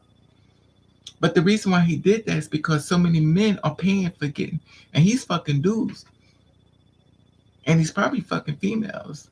Because when it's a hustler, the dick don't discriminate. Money is money. What if I get from was, if he's asking that he must have been really hard up and had bills on pay. I don't think I was here for the cleaning conversation. So, and you know, the stuff gets from PayPal because the energy is wrong for y'all. Guess me. No, KT, it's a difference of entities. See, this is the thing about entities, KT. If a person is for you, your spirit is going to tell you. You have to monitor your energy and their energy. We're all spirits inside of a body. And it's always something about people where you could pick up things that you get quiet. And you get real quiet. When you become very quiet around somebody, that's your spirit telling you, I need you to shut up and watch this. That's where you ever get around somebody, you could become real quiet. They're like, why are you so quiet? Because your spirit is telling you something ain't right. You need to watch this. So you need to get quiet. And I need you to watch with your eyes, listen with your ears, but I need that mouth to be shut. We're all spirits, so we get warnings. Now sometimes we ignore it because the visual is so beautiful that we don't want to accept what we're seeing. Because the visual could knock you off. especially if it's wrapped up nicely the way you love, or the dream man that you always wanted, or the dream woman you always wanted. When it's wrapped up nicely, you be like, oh, you be so in awe of it. You don't see what's going on before your eyes. I had a person I was seeing, a little short person, looked just like my Indian statues. I thought it was like God sent. I was like, oh my God, you like perfect. You look just like my statues. And this person gave me hell. And the thing about him was, I kept trying to give him a chance because I was like, maybe it's my passing. Maybe, no, it's the truth. You just don't want to accept the truth. The truth hurts.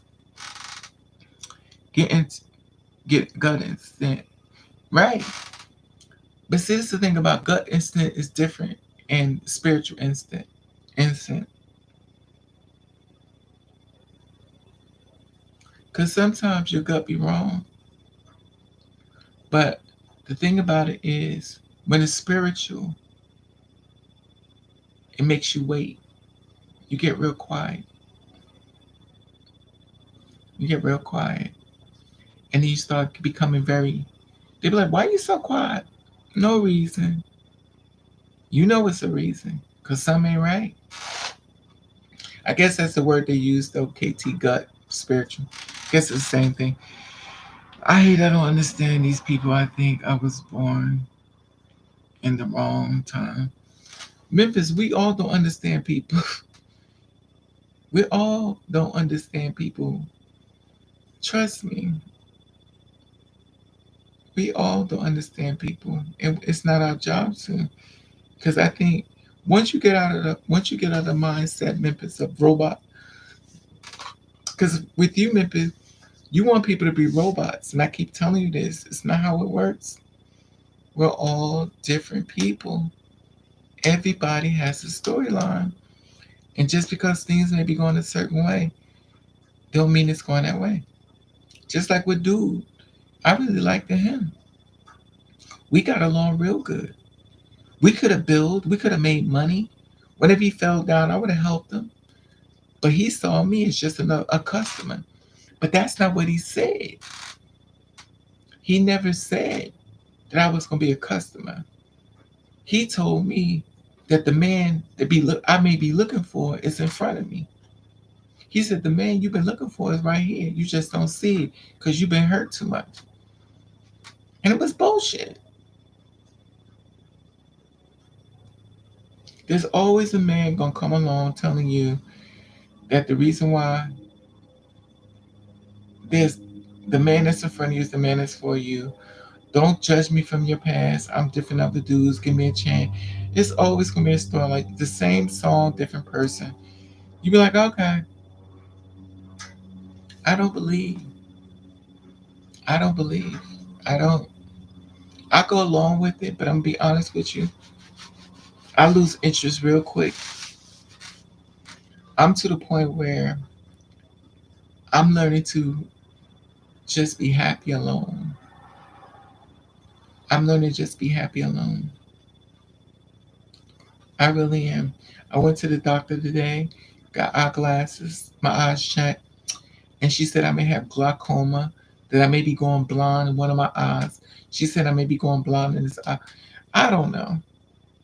She sent me to go get a second opinion. So I may be going blind in one eye. I don't know.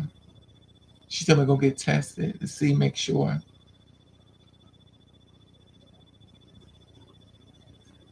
But she seemed like a girl that just got out of, to be honest, no shade. She seemed like a girl just got out of um eyeglass school, optometrist. Child. Because she was like, as I'm reading the monitor, it's saying that you need these type of glasses. I'm like, girl, put that thing in front of me. Let me tell you ABC if I can say it or not. Get out of here with this new modern technology with me. Put that thing in front of me. Let me read them numbers. If I can read every child. There's too many people out here being a doctor and an optometrist and everything. Child, please. If you have, wait a minute. Hold on, wait a minute, let me see it. If you have some eye condition, you could maybe get lasered. Oh hell no! I knew some. My aunt got lasered. Now she blonde. Hell no. My aunt got lasered and she's blonde now. Hell no. Mm-mm. Then the men will really be having a good time with me. They be fucking me and nutting my face and nutting my hair, pulling my wig off, make me think I got a wig on. I actually got a hat on my head. Child. Mm-mm. They done beat me the fuck up. They be raping me and nutting all inside of me. Child, I've been had every disease in the world. Mm-mm. Mm-mm. I need these eyes. My name is Fist Fighting Barbie, not goddamn. Mm-mm. I'm not sure if you should be letting me off this easy. I'm not sure if I'm the victim, but needs advice. I think I'm the villain that needs to be brought to justice. I'm not sure if you should be letting me off this easy. I don't know what you're talking about. I'm a little lost for that one, but I'm just over it. The one thing I hate about being me is like, where do I go? Where do I go with this? Where do you go with this? The girls like me, please speak up. Where do we go? Where do we go? I'm not saying, if you got a relationship is successful, God bless you. But where do you go with this? Where do you go with this? But I do believe that there are men out there. Somebody told me get a country boy, a countryman. Go get a countryman. But I've dated short men, tall men. I dated men. I've dated men shorter than females. Only looking for love and just got shitted on. So I dated men I wasn't attracted to. I dated men that was short. I dated men that was tall. And it's like I can't catch a break. I've dated men that are very rich. I dated men that are crazy rich. I dated men that are kind of rich. I dated men that are successful. And they all treat me like shit because Raven don't obey. They want me to be able to obey. And the thing is, I will obey when I feel as though you have my back. I will not obey you if you hurt me. You can kiss my ass. I'm not going to obey. I'm not.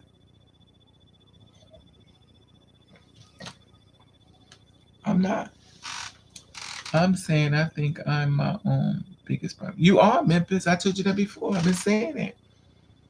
Because you're not ready to date Memphis. I keep saying it. Because you have to be complete within yourself. Another person cannot complete you. When you were born, you was not born with a woman. You was born as one person. You have to complete yourself. For argument's sake, some of your light in you has been dimmed with darkness. Now you have to fill that light back up with the light that was in you. You have to fill it back up, become spiritually pure within yourself before you ever been with any woman. You have to rebuild it back up because still you're hurting. You still letting the darkness linger around and you can't do that.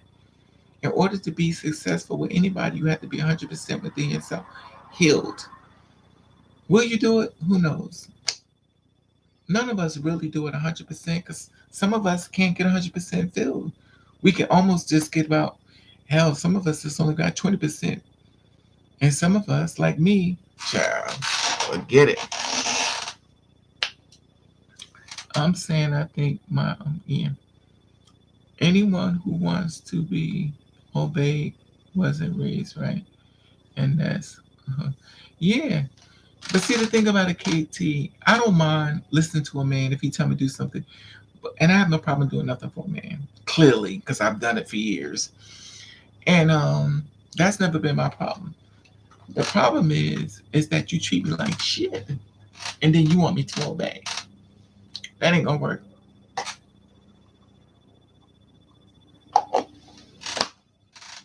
I never forget. I know this one woman, a two-spirit woman. She has a lot of mouth, and she dates men that are short. I watch her men beat the shit out of her.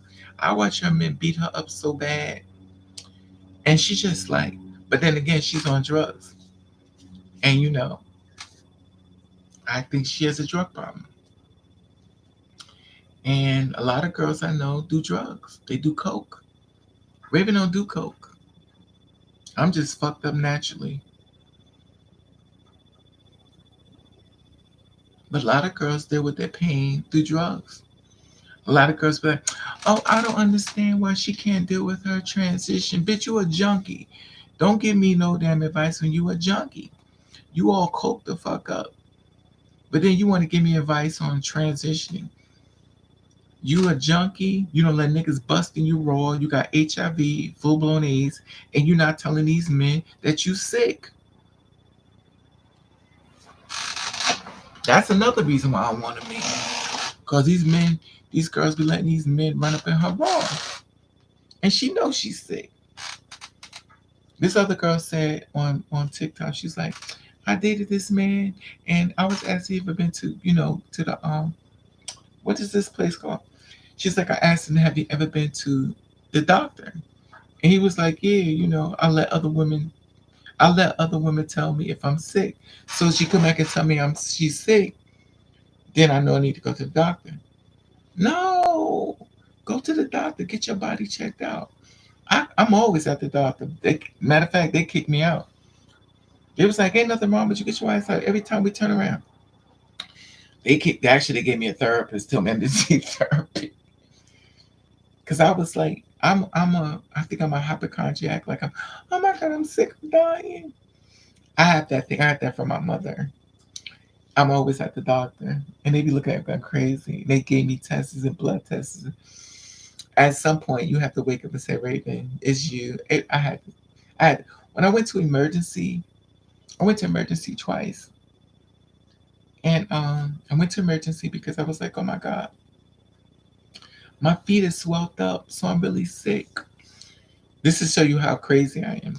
See, this is the thing about depression that you don't know. Depression can make you see things that are not true. So I went to the doctor because my feet have swelled up really bad. And I'm at the emergency and stuff, and all I kept thinking was, oh my God, I got cancer, I'm about to die. It's a blood clot. So I'm in emergency. I'm about to die in my mind. So I'm in emergency, and I'm sitting in there, and the doctor comes in. He says, "What's wrong with you, Ladybug?" I said, "Oh, my feet are swelled up." So he looks at my feet. He says, "They look normal." I was like, "They're swelled up." He was like, "They don't look swollen to me," but in my mind. So he says to me, "What type of work do you do?" I said, "I'm a bartender." He said, "So you're on your feet all the time?" I said, "Yeah." He said, "That's why your feet are swelled up when you're on your feet." He said, "But they're not swollen. You just was tired." He said, "Okay, that's $1,000." He charged me $1,000 to tell me that nothing was wrong with me.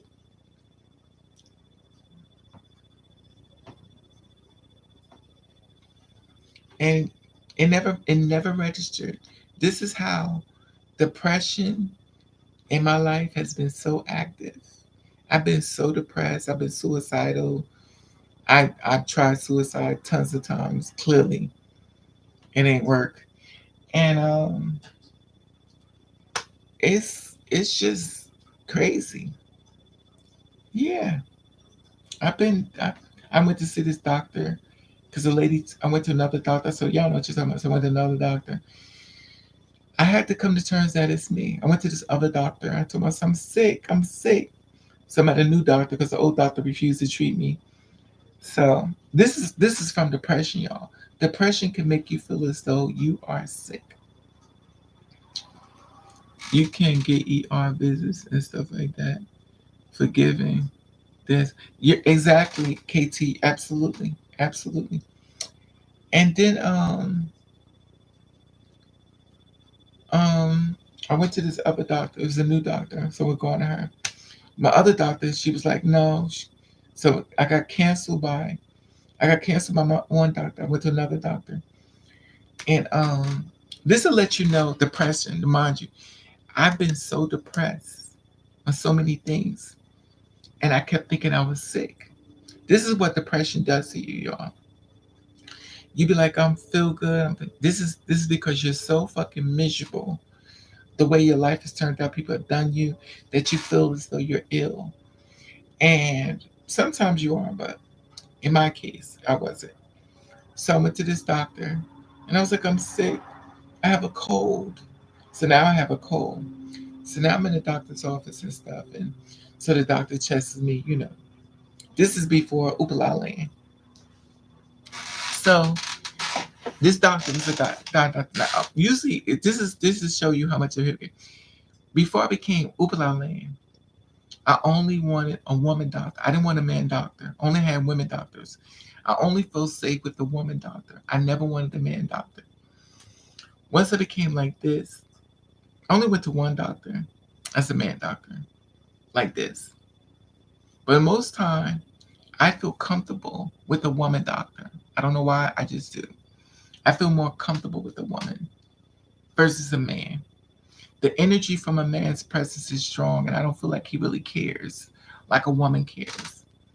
For me, I just feel like a woman makes me feel like she cares about me versus a man's. Maybe I have mommy daddy issues. I don't know, but I feel like a woman can nurture me better than a man could.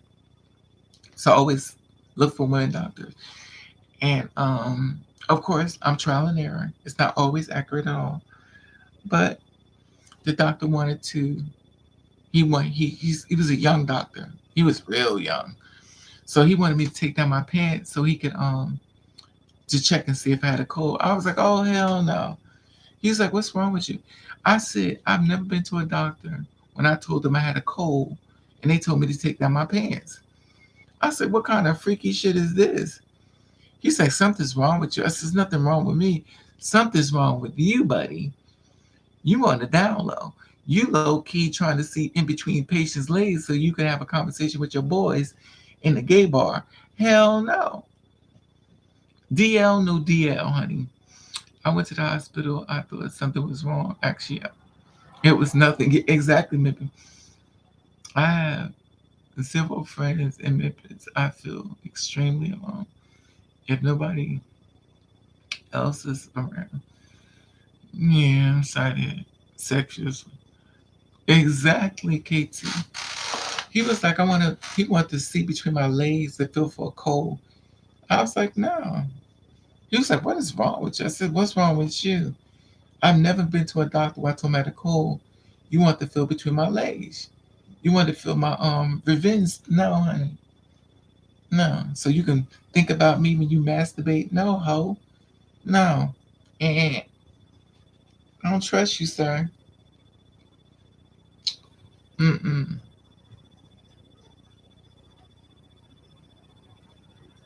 Mm-mm.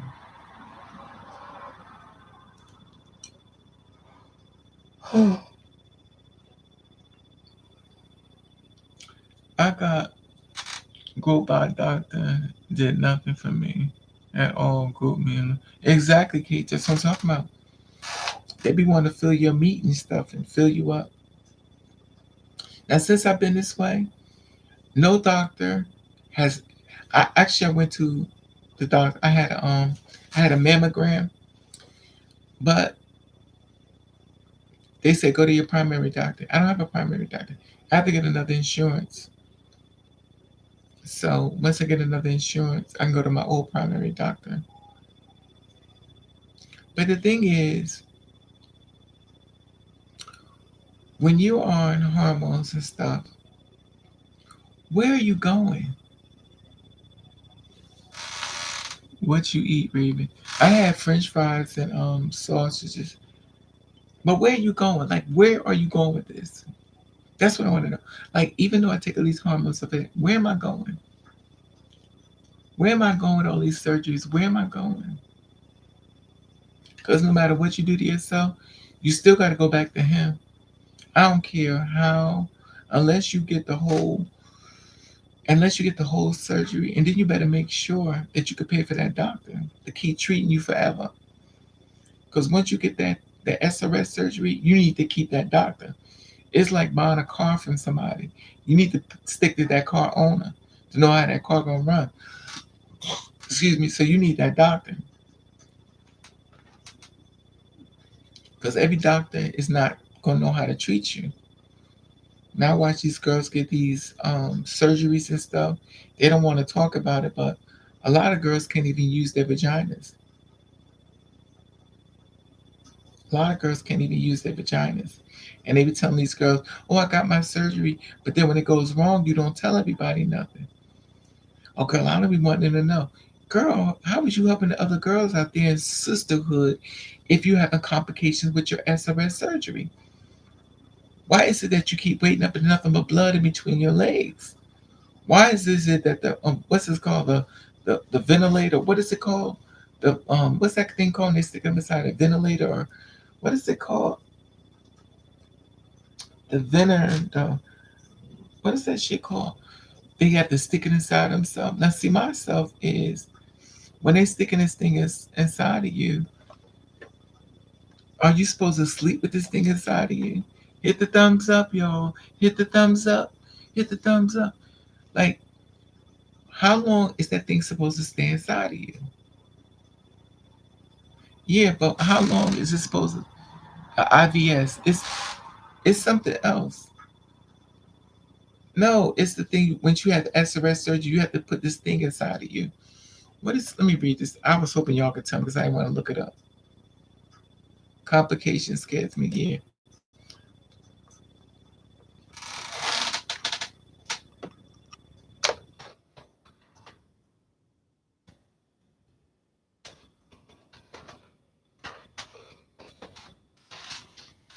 It's called.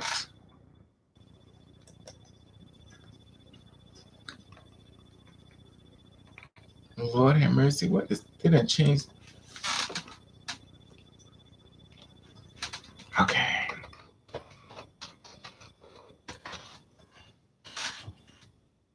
Okay. Wait a minute.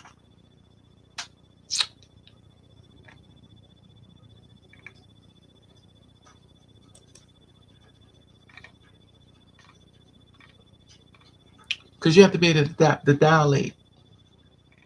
To dilate. What is this called?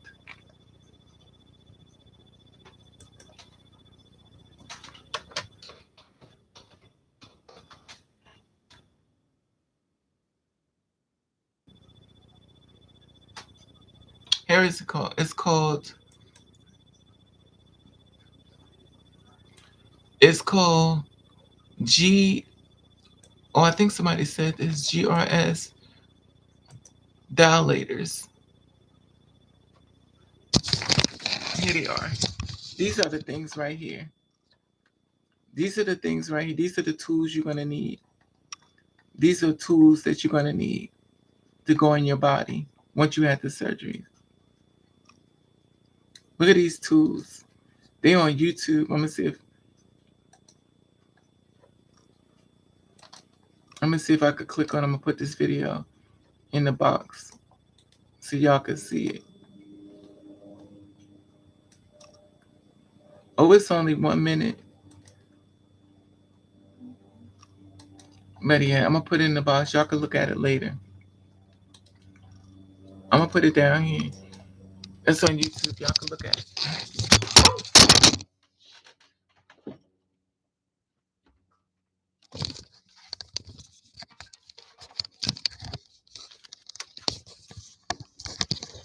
Ugh. Hope it didn't break. Anyway, that's it. Y'all can look at it. Y'all can look at it later. Hey, 3000. What's up, mama? Dolly. I read it's supposed to just short sessions for day device. Yeah, that's it. Y'all can look at it. Dolly. Yes, thank you, Jules. Hey, Jules. Hey, Roger. You know I'm gonna try to say hi. Dolly. Yes, that's it. Raven. The one place I get traumatized every time I have to go to ER when everybody smell doctor. I'm serious. Exactly, Daisy. That's how I feel. It's Dolly. Thank you. Yeah, now I'm reading it out. Hey, 3000. These are basically just those. That's what I. Thank you, Katie. That's what I thought too.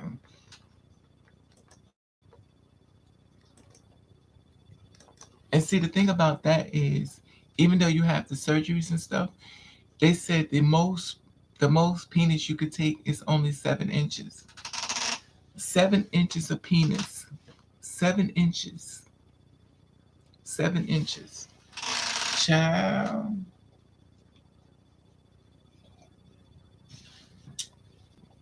7 inches.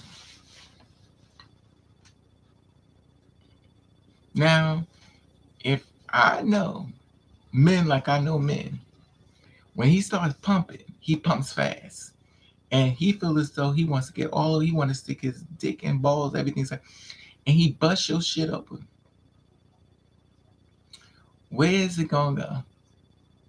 Because he can put you back in the hospital.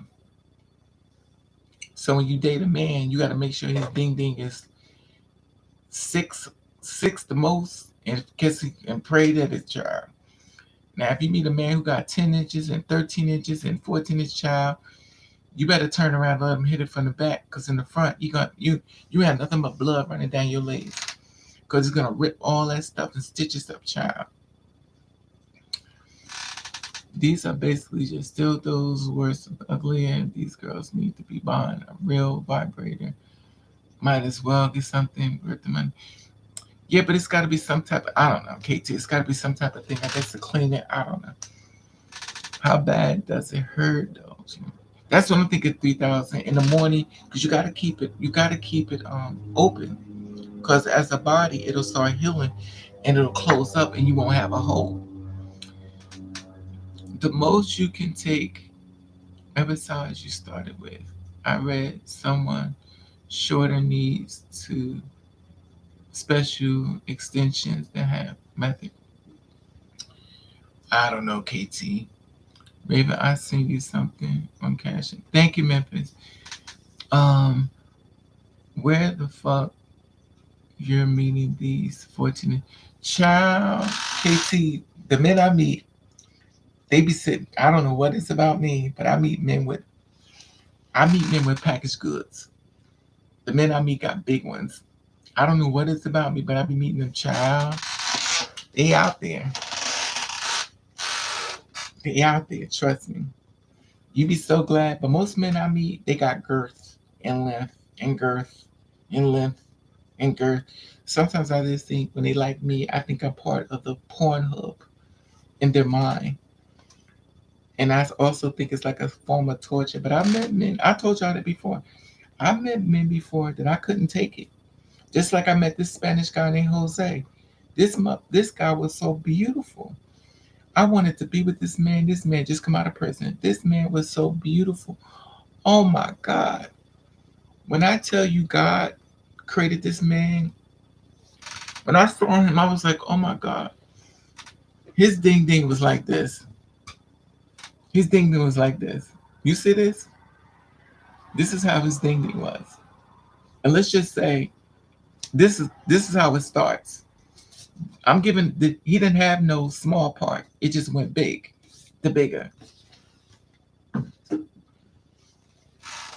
Now you tell me, how did that start when it's already that big?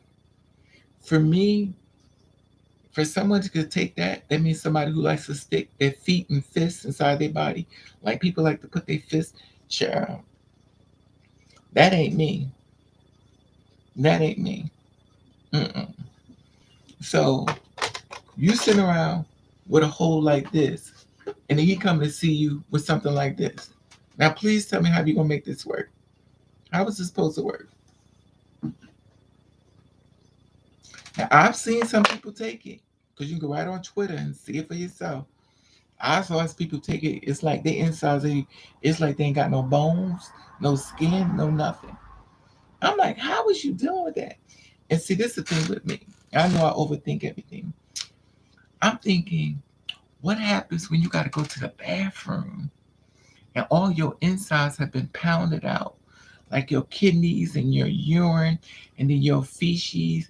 Like, what happens? What happens when you pass gas and it goes straight in your drawers? Like it was like a balloon.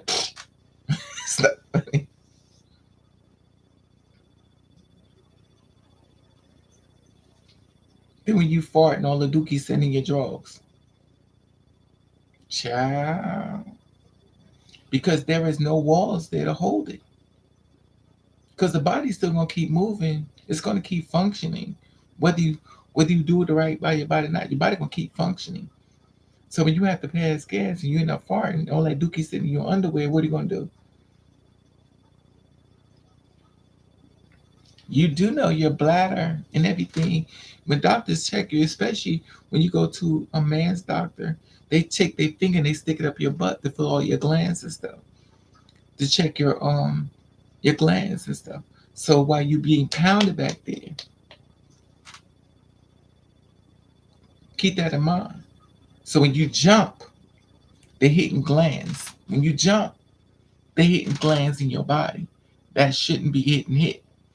It's almost as if you invited somebody to go inside of your body with a bat and start beating you up. Now you could get a lot of lotion and lube it up or it slide through. But baby, do you think people whole really be damaged long term? Yes, 3,000. Yes, 3,000. Some people wear diapers. Some men, some women wear diapers. Sometimes people can have sex with you back there where you when throw up, you throw up feces. You throwing up shit because you don't push it all the way up. That is not going out. It's going up. You have to go to the doctor get. That's why a lot of times when they say men get raped in jail, they have to re-sew them back up because everything is ripped apart. It's like a balloon popping. That's why when you have sex with somebody and they want to try these positions, you better say stop. Find a position where it is manageable for you. But if you have sex with somebody and they hurting you gotta teach them the way that it don't hurt. Because they don't give a damn. That is your body. And there's nothing like your health. Your health is your health. And when you got failing health and you sick and you feel like you about to die, that man ain't nowhere around. And God forbid he on the DL. He don't give a shit. He'll be calling you in the hospital in the ER or ICU about to die. And he calling you to fuck again. Then you said, well, I've been in the hospital. Oh, you all right? All right then. Well, I gotta go. So I just gave you my whole body. I'm in the hospital because of you. You ain't even checking on me. That's not a part of the what's they call this new thing? That's not a part of the assignment. If a man can leave his kid, just imagine what he can do to you, child. Now your whole insides is messed up. You can't go to the bathroom the right way. You hit a certain things you can't use it. You hit your bladder for your penis. You close the tubes. Now your tubes are swelled. The water, not the well, the urine can't come out the penis because he done hit something that's gonna hit the glands. He done maneuver. He done change your whole. He done change your whole machinery with his dick. He could put you in the hospital. So why you going? Oh my God, he's giving it to me. Yeah, he can give it to you.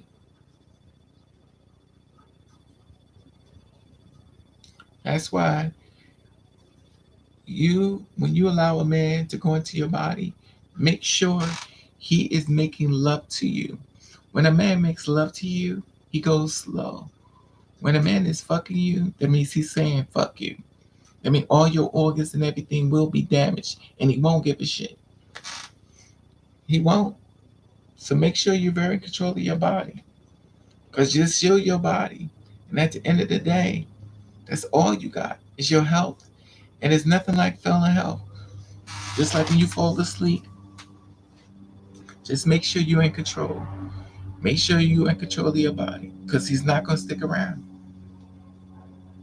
I'm not saying all of them. I just make complaints to him later. That's the thing about it. Just take your time. And if you trying to like if you meet somebody, you trying to let him, if he loves you and you want to try to let him open you up wider, because remember, in order to open you, He has to rip you. He has to rip your skin, which means there will be blood. He's ripping your skin. The same way women push a baby out, there's blood. There's blood. He's ripping your skin. Just rips. When you rip skin, it bleeds. And then you better hope to God when you rip it that you don't keloid. And if you get keloids on your insides and then around your booty hole, you got keloids. People are like, oh, that's a pussy, bitch. That's a keloid. Your booty done keloid up. So you're like, oh, that's like a pussy. No, it's keloiding, honey. That's why sometimes you be itching, child, for some dick. Ain't that much dick in the world, child. And cause it's cute. Mm-mm. But if you take your time, and when I say take your time, I mean it's gonna take a few days. For some of y'all just want it. I'm not controlling your body. Some of y'all can take it with no problem. Some of y'all can't. I can't. Some people just no problem. They just fall inside of him. She'd be like, she'd be like, are you in yet? He's like, child, I done nutted. I'm finished. Your hole's so open, child. You don't even know he done went inside. I see girls bleed on videos and thought myself, that can't be exactly. It's not healthy. Cause it's blood now.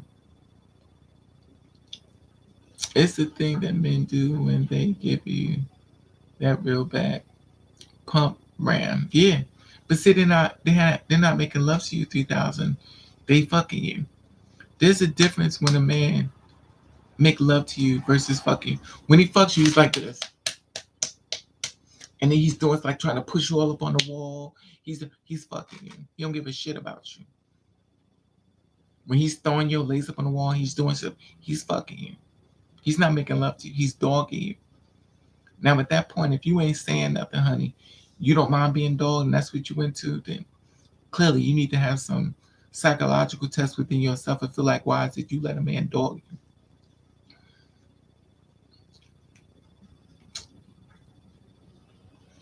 Why do y'all think they say it's a dark form of sense? I don't know what that is. It's a dark form. You just saying dark. You mean dark form of sex? It's dark energy. What does come from? What does that come from? It's butt lips. Exactly. Y'all know what I'm talking about. Those hard. Oh, I know exactly what you're talking about. 3,000. I had people do that to me. The only difference with me is that I turned into Linda Blair, and they be scared. Oh, it's crazy, bitch.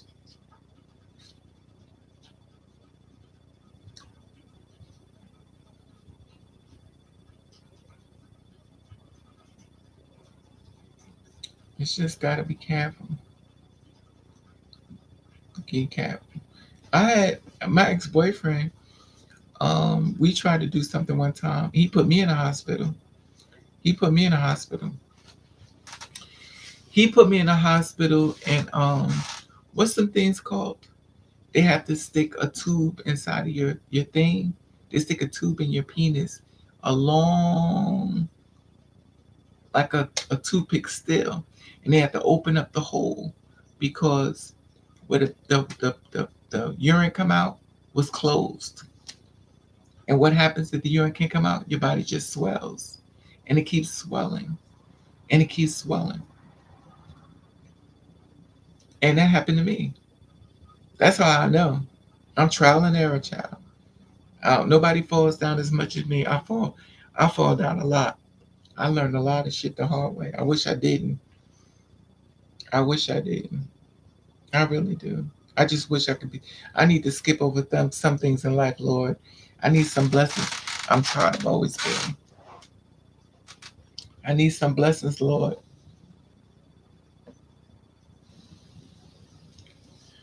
Yeah, the dude did it to me, and his dick was stick up and just. Yeah, that's the thing about it. They will mess you up. They will mess you up. They don't care. That's why you have to tell. I had to with one guy. He had me bleeding, and I was like, you made me bleed. He was like, oh, okay. They don't give a shit.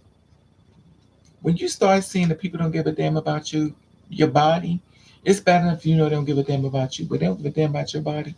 Child, please. Now, why are you showing up? When a man knows he has a big dick, he can't pound you like he could pound. He can't do that to you. And if he does it to you, get away from him. Because he's supposed to take time with you because he knows he can literally mess your health up. If he can mess your health up, when a man has a really big one, he knows what he can do because he do it to women. He can mess a woman up. Isn't it the thing that happened with what's that guy named that singer that the woman said he messed up her inside? The one that supposed to mess it with August at Casino, whatever his name, August something. He supposed to mess this girl body up because his thing supposed to have been so big, and she's like allegedly, and she messed his insides up. She he messed her insides up. She's like she's suing him. Child.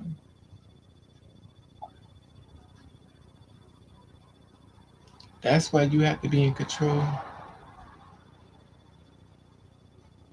Yeah. But see, this is the thing about it. If you, and I'm not saying everybody, because some people could take it with no problem. Some people, a big one is nothing to them. Some people can have sex and they hold don't go back to normal. It just stay open.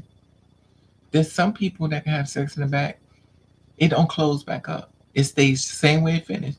That's why when the girls like us get raped, the man don't have to push the hole open because the hole is like that.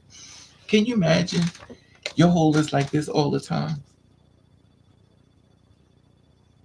It's supposed to go back to normal, but a lot of them don't go back to normal because it's been this the skin has been stretched so much that the hole is like this.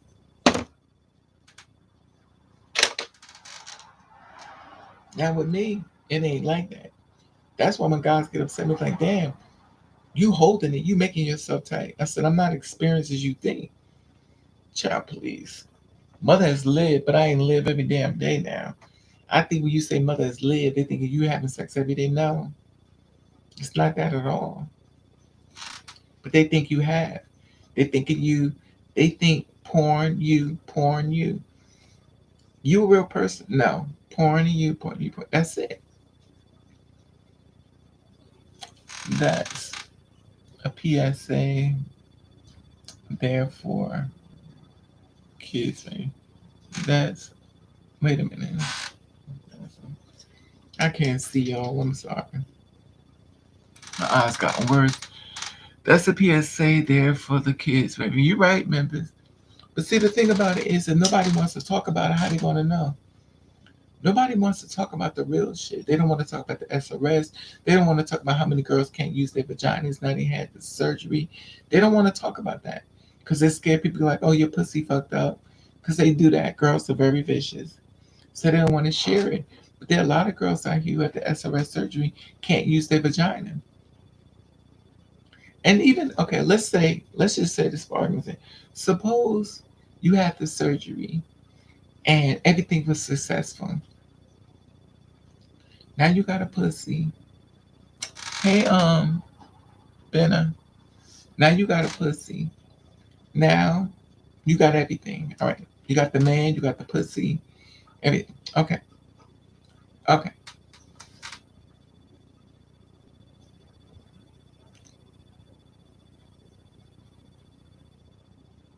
Y'all in a relationship and God forbid something happens to him. He leaves. Now you're in the market and you're trying to find another man. Now you ain't been with nobody else but him since you had the surgery. When you meet the next man, and do you tell him what you once was? Or do you act like everything is cool? That's a gray area. Because now you got a full blown vagina and you transition, everything's successful. You've had a successful life with it. And usually with men, when they meet you, not all, they want to procreate. They want to give you a baby. Did you pull out? Did you pull out? So here it is. Do you tell him how you once was? Because once you tell him that, he no longer sees a woman. Once you reveal yourself to him, he don't see a woman no more. And he may act like he don't want to hurt your feelings because you told him. He's like, oh, okay. But once you tell him, he no longer sees a woman no more. He'll go along with you. But in the back of his mind, he knows. That's why people go, I'm not even supposed to be on here this long. I'm supposed to be on for 5 minutes or less. I don't say don't mention to the hookups. Just tell the ones it's gonna get serious. That's why people go on the internet with this stuff, wondering about the bad doctors by name. Exactly. Hey, Bina Bane. And that's the thing about it. That's the thing about it, though. Once you have the surgery, you're now a woman, right? Because you want to get to, womanhood. But do you tell the man? Like, do you ever really leave him alone? When I say him, I mean the before. Do this person still comes with you everywhere you go? You had the surgery, everything done, everything's moved. But do this person still keep coming with you? Because that person, no matter how much you change yourself, that person still is a part of you. Even though you've gotten rid of it. It's just like a person with cancer. They may have killed the cancer, but the cancer is still coming with them. That it can, what's they say about cancer? Cancer could remission and it comes back just because they got cured cancer. They still have to be tested to make sure they can catch it in time. So even though you had this surgery and everything to become who you are, do you think that you could just cancel that and move forward? I know some people can do it because they don't care. It's about me, me, me, and I don't care. Just pray to God you don't nobody catch y'all out there and you get caught. But do you ever really leave him? Do you ever really leave him alone? The person you was before. Do they ever really leave?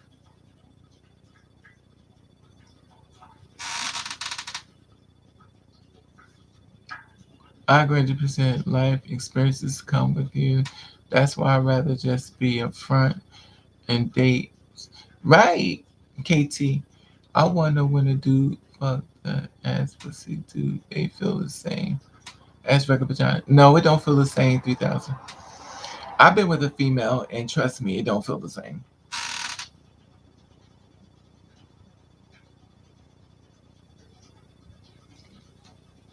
Let me tell you. Let me tell you 3,000 because I know you don't like women. Well, I'm not saying like. I know you never had sex with a woman before, but I've had because mothers lived. And you know what? You know what? I'm gonna give you an idea of having sex with women. I'm not gonna say it because I haven't had sex with every woman, but I'm gonna tell you what it feels like. Not all cases, because every woman's body is different. But I'm gonna tell you an idea what it. Hey, Katie. I think it's Katie. Let me see. Hey, Katie. Institutions can often tell eyes from female eyes. There are no surgeries to change eyes. Okay. Okay, this is the thing, 3,000. Now, it depends on the person because certain people like certain things, stuff like that. But the thing is, when you have sex with a woman, have anybody ever went down on you? 3,000. If somebody ever went down on you, gave you fellatio, times 10. And when I say times 10, it's like the same way the body feels, but it's times 10. It's something that grabs your thing and it starts sucking it like it's trying to suck all the juice out of your body. It's like starts pulling it out. It's almost like it's like it's vibrating on it. So instead of, you know how you with the hump, but with that, it grabs the penis and just start working on it. You be like, oh my God, it's working on your thing. So it's working on it. So that's why a lot of times we be like, oh my God, I just can't, because it just grabs the head of the penis and starts pulling it. That's what it feels like. Now with the booty hole, it's just but that is it's like a whole bunch of things just start sucking on it real fast, and you be like, oh my God, it's times 10. So that's why men don't last. It sucks all the juice out quick.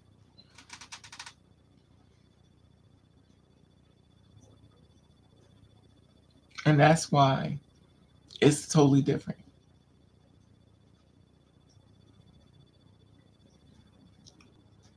That's why I said before, you're telling a straight man to be with you and to give that up to be with you. Now he goes with the you have to make sure you clean because you be done paying to him, and it's a lot that comes with that.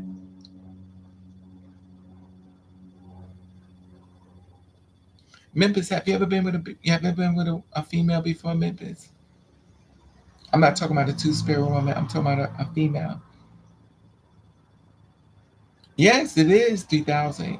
It's 3,000. When I see men that don't come, but sometimes I think a lot of times women, some women, every woman's body is different. So I don't know, but there are some, every woman's body different. So I can't say it's every. So Memphis, how does it feel with you? Do it feel like something's grabbing it and pulling on it at the same time, Memphis, with you?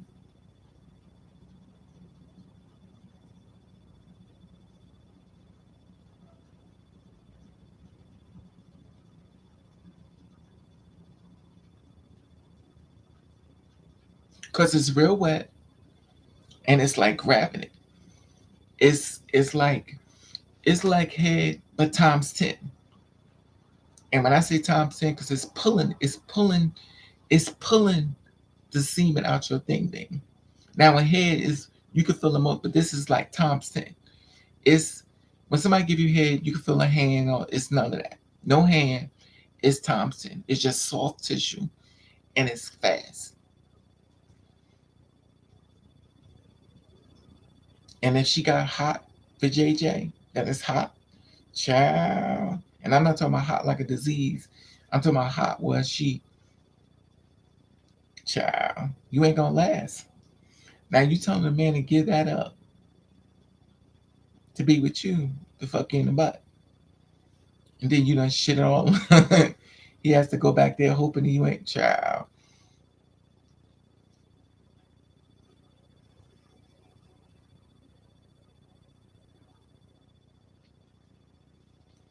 But it's like heaven. That's for some. Exactly, Memphis. That's what I'm saying. See, Memphis just said it. It's like heaven. That's for sure. Exactly. That's what I'm saying, Memphis. See, Memphis get it. It's totally different. I've been with a female, so it's very different. It's just on the wrong body. It's on the wrong body. But if you ever got it, it could, child, child, that thing is dangerous. That cootie cat is dangerous. Her cootie cat is dangerous. This is why I rather go for the BIS, full, straight, more risk. Neat. Let me put my glasses on. I'm supposed to be asleep. My ass is up. This is why I rather go for BIS. What is BIS? Full straight, more risk. Need someone who has trans experience and knows they want to be there. Oh, bisexual. This is why I'd rather go for bisexual. Yeah, but see, the thing about it is, KT, and I understand what you're saying, but the thing about it is, it's still you still got to do the work because every bisexual person is. That's the thing about like You still gotta do the work because everybody's different. Every bisexual is different. Every two-spirit woman, every straight. It's a lot of work. Every person is a lot of work. Every person is a testimony. Every man, every woman is a testimony. And it's a lot of work. It's a lot of work. It's a lot of work. And when I say it's a lot of work, KT, that means you got to be the therapist and the doctor and the pastor and the reverend. Child, and some days you just don't want to be bothered. You just want to call out. It's a lot of work. And then you have to be the parent to an adult who's acting like a child. It's a lot of work. It's a lot. What's the difference between bi men and straight men? Well, bi man likes men and women. A straight man just like women. Now, some people feel now some people feel as though if a man messes with someone like us, he's not straight. Now, the thing about it is, the weird thing about that is a gray area. There are girls out here, biological, that are pegging men. That's sex. When a man sees a two-spirit woman and he wants to be with her, he's seeing a woman. Hey, sassy. He's straight. The thing of her body, the beauty of her body, that he's straight. When a man sees a man, he's turned on by his body, his physique, his hardness, he likes that man. But when a man sees a woman, he sees a woman. Now, whether she's a two-spirit woman or not, is up to his mental, what he wants to do with. Some men date women that are taller than them for the fantasy. He just want to feel. He want to feel like he want to feel more like the submissive one, low key, without telling her. He likes the fact that she's taller than him. Some men date women who looks like. Some men date women who looks like men because they feel as though they're gay and they can find a woman who looks like a man to cure them from being gay. So they date women who look like men. It's a lot. Everybody got a testimony, trust me. I said I won't ever get accepted by trans women. I'm going. Well, you ain't been with every trans woman in the world, Memphis. There's hater bisexuals too. Exactly. That's it, KT. It's like it's no rules. It's a lot of work. It's a lot of work. It's a lot of work. When you say you want a relationship, you just have to be prepared for everything that comes with what you're asking for. Because just because you get it, it's because you asked for it. And then on top of that, let's say this. Suppose you met somebody that's the woman or the man of your dreams, right?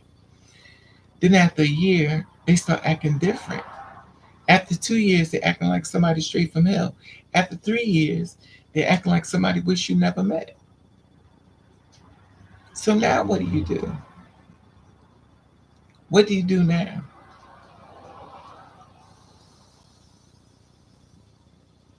And don't let y'all both start trying to, y'all done invest and y'all done took money and build stuff and y'all got property.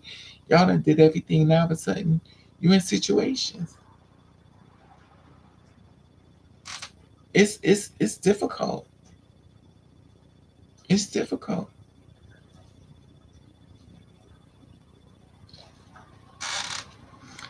After years, they started acting different. Yeah, exactly, KT. People change. We all change. I change. I'm not the same. If y'all ever go back to my old videos, this is not how I used to be. If y'all ever see my old videos from back in 2008, I wasn't this person. I done turned into somebody that somebody took a knife and just watch all the blood run down my leg. I am not the person I once was. I'm not. Life will change you, beat you up mentally, physically, dog you, bad friends backstab you, people you trusted, they'll set you up to get you hurt. It's a lot. Shit, after 6 months, they start acting. Yeah, it's no time. It's no time left for people to change up. I watch people. I watch people change up me so fast that I watch people change up on me so fast. I don't even get upset no more. I just be wondering how long it's gonna take before I meet the real you. That's the test they do. The first year is they giving you used to them, then they hook, then they exactly to KT. Shit after 6 months, that's true. That switch up is real and honest. It's easier said than done. Exactly. You ain't never lied, KT. It's easy to say I'ma leave, and it's hard as hell to do. You always got that battery in your back, baby. But knowing damn well you ain't doing nothing. Child, I don't even have any friends tired of being the one to call with one. No one to call. Exactly. That's how I feel, sassy. That's how I felt when my mother and father died at the same time. And I want to talk to men about it. When I tell you the support I got was fucking bananas. Everybody dies. Like, get over it. Oh, child, please. Now I'm being told basically to shut the fuck up by people that I think and care about me. So I'm telling you, on September the 1st, I buried my father. September the 16th, I buried my mother. And now you telling me, a person that care about me, to shut the fuck up. Everybody dies.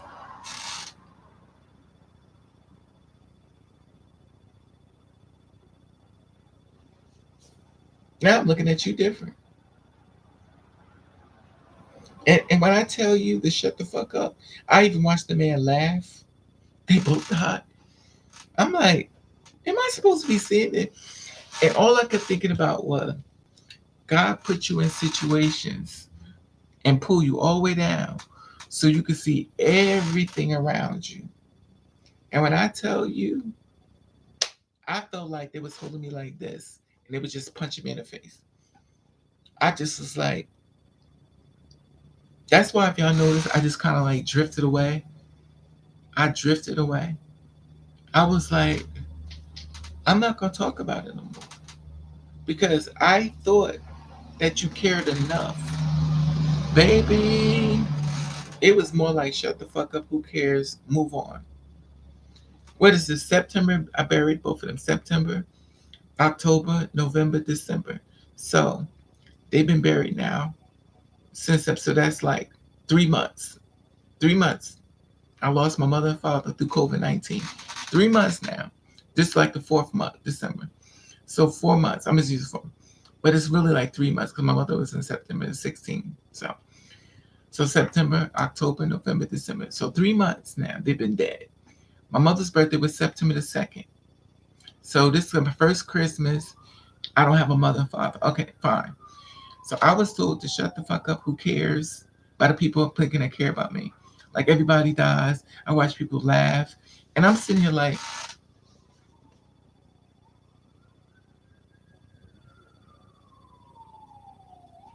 so I'm like, all right. So I stopped telling people about it. I stopped talking about it. I stopped saying anything. And the thing about it is, they don't give a fuck. I mean, really don't give a fuck. And these people I'm thinking care about me do not give a fuck. Am I mentally okay? Am I going crazy? Have I, no, no. I love you. You don't love me. You don't love me. I see you. I see you. I don't reach out for men no more because I know you don't give a fuck about me. And the thing is, I know it's not everybody, but it gets to the point where you stop talking because you get tired. When people tell you to get over it, I don't want to talk about it.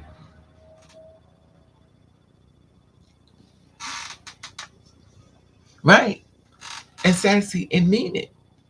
And Sassy, mean it. Don't give a shit. And it's like, these are the people you surrounded yourself around.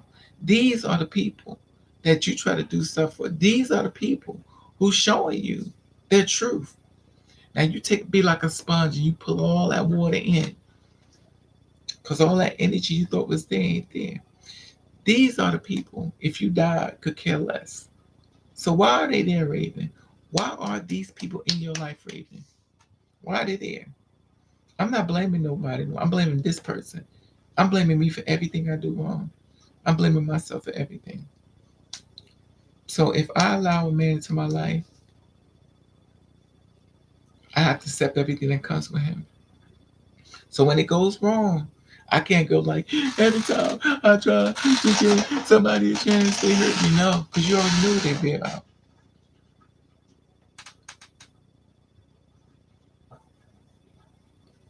And I'm dating straight men.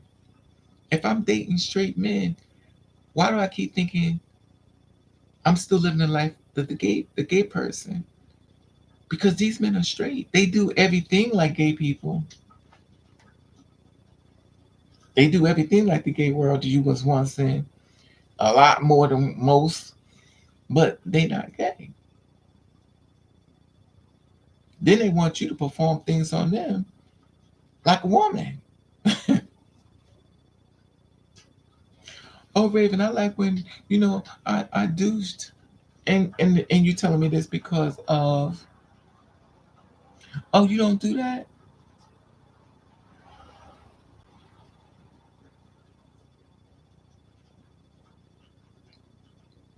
Now, once upon a time, I could care less. I was so I was so into, I'll do anything because you my man. If I don't do it, somebody else will. Now I'm like, fuck it, go get somebody else. I don't care. I don't care. When I go outside, I don't wear no makeup. I look like hell. I look like hell freezed over. I could care less. If you don't like it, look at somebody else. I'm not changing for you. I'm not. It's not that deep for me. I could care less. Find somebody that can give you what you want. Get the beauty, get the hair. Now, I could wear stuff to make me look beautiful and stuff. Why bother? I don't know why should I bother them.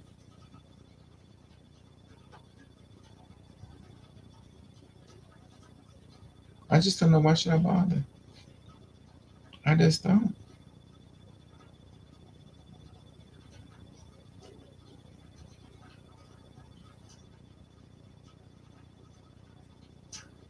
I just don't. And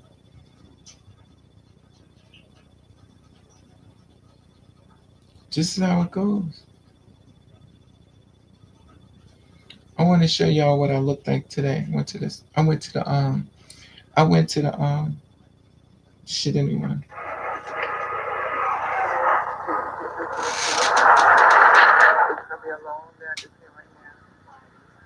I don't know how y'all wear these masks.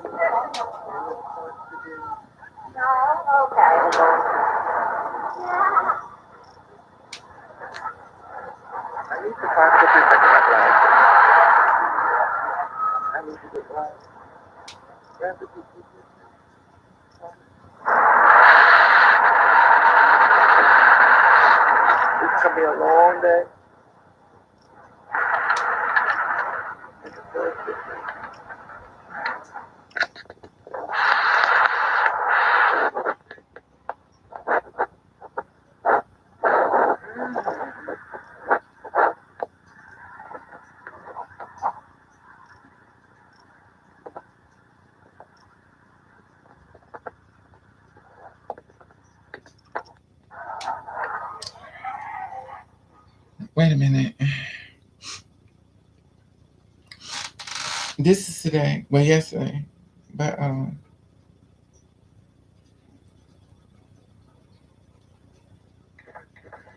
this me on the train.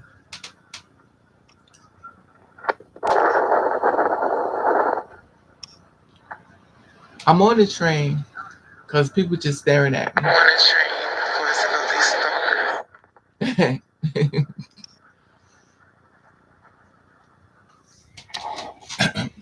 I'm on the train and everybody's like looking at me.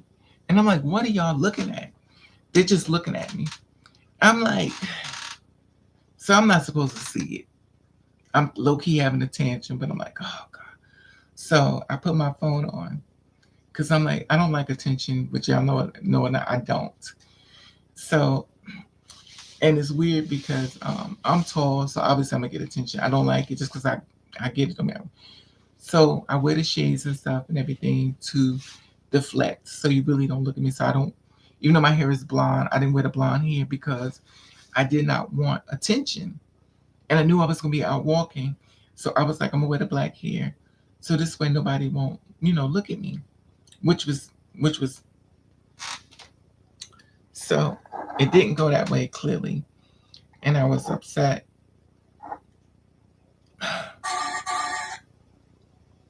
because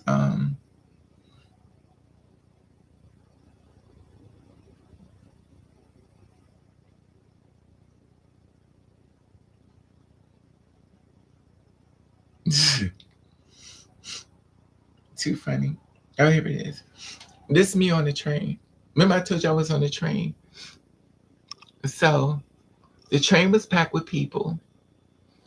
So I hate it. I hate the mask. I can't breathe. I got allergies. Let me see if I can.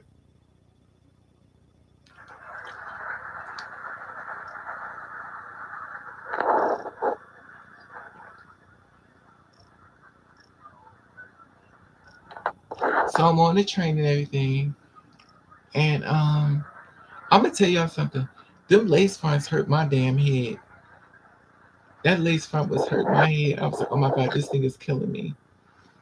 Even though I redid it and stuff, but that shit hurt my head.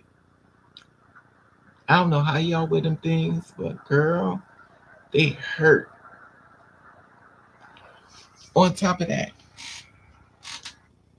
I bought some earphones. I couldn't find them. I bought brand new earphones. I could not find them. This is the one thing I hate about me. I'm always losing stuff.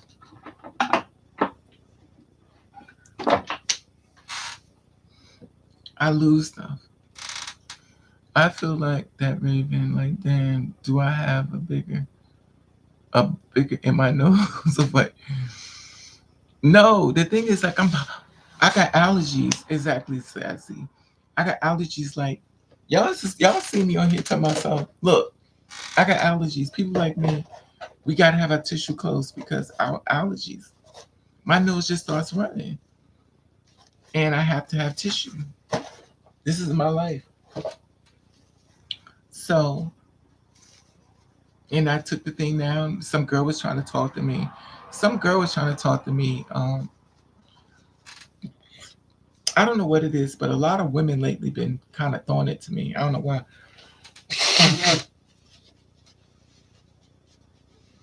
Lately, I've been getting a lot of women trying to give me some cootie cat.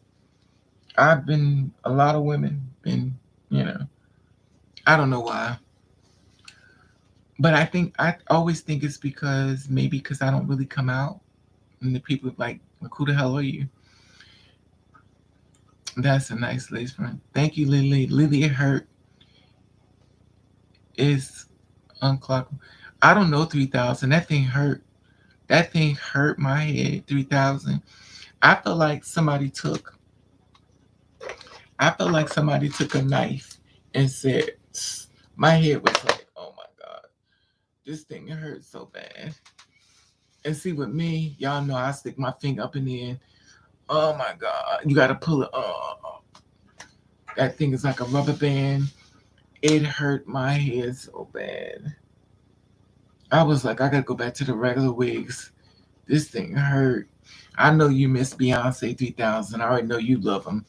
Not me, honey. I can't. I can't. I can't.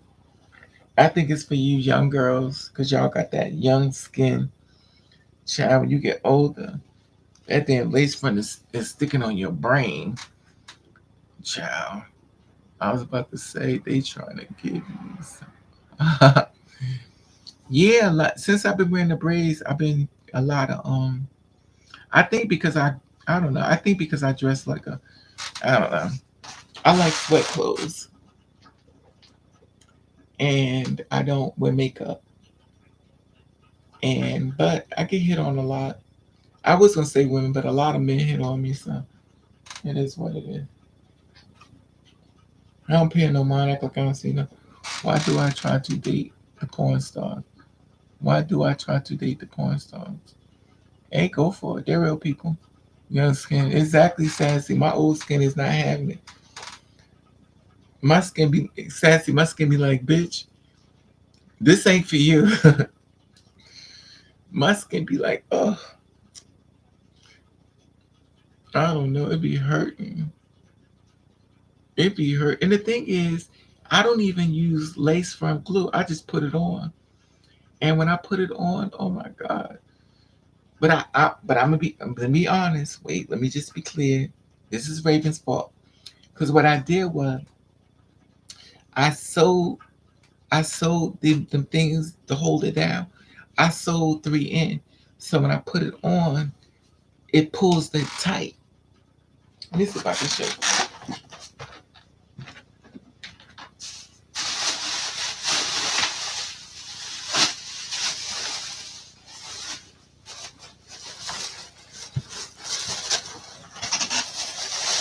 So what I do is, look how long this is. Now remind you, I put it, look at this. This is 50 inches. I put a rubber band in because I want to be that long. This is 50 inches. This is 50 inches.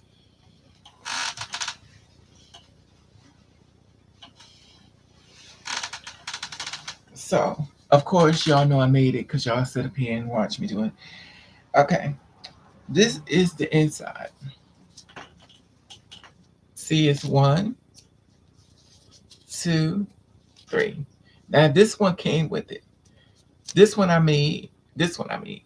Now, what I did was, this is like in the beginning up here. So I put it right here because when I put it on, I want it to be real tight. Now, this part is the pieces that I added. And this is the pieces I made because people like, how you get the inches like that? Because I took it and y'all seen it. Y'all was here. But I made them like short here because I added all this. And then I added all this. And it's a lot of work. A whole lot. But baby, when you put this on, you don't need no lace glue. This thing is tight.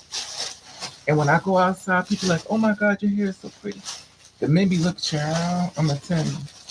I was like, this thing hurt. It hurt.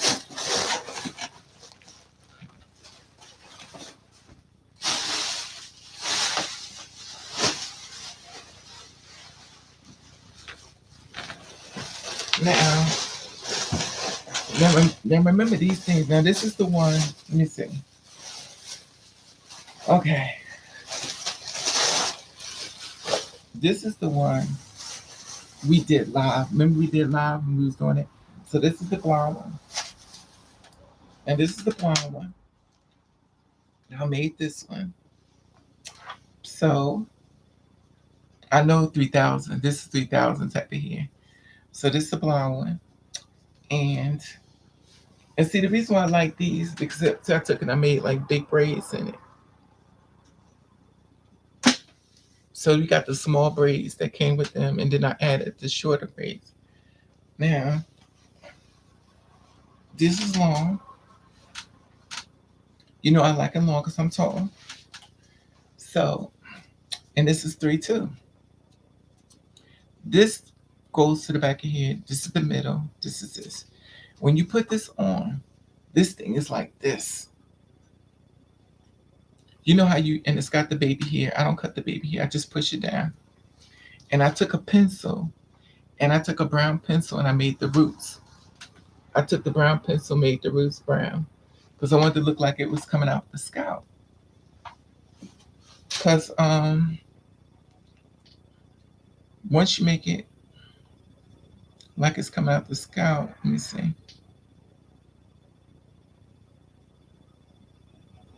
Okay. I gotta get something now. Okay. Remember that was real thin? Let me see if I can find a real thin one. I'm gonna show it to you before I did something to it. It was really thin. And I wasn't big on it because it was so thin. So I took and I added stuff to it.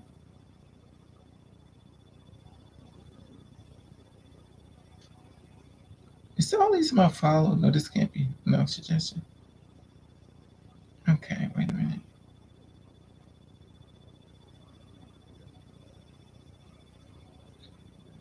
Control whether others can your post child. Okay, I'm gonna show it to you. This here. Oh, they stopped it from going too far? The hell?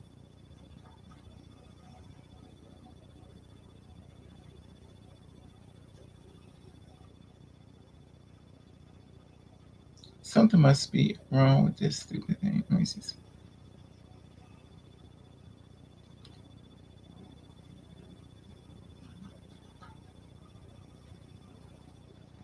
Maybe I have to turn the phone off and turn it on. Good morning, Richard. And the thing is, I took it and I made this one. Now this is the one I made for y'all sitting here with me. I think on a Saturday. Y'all sitting here on a Saturday.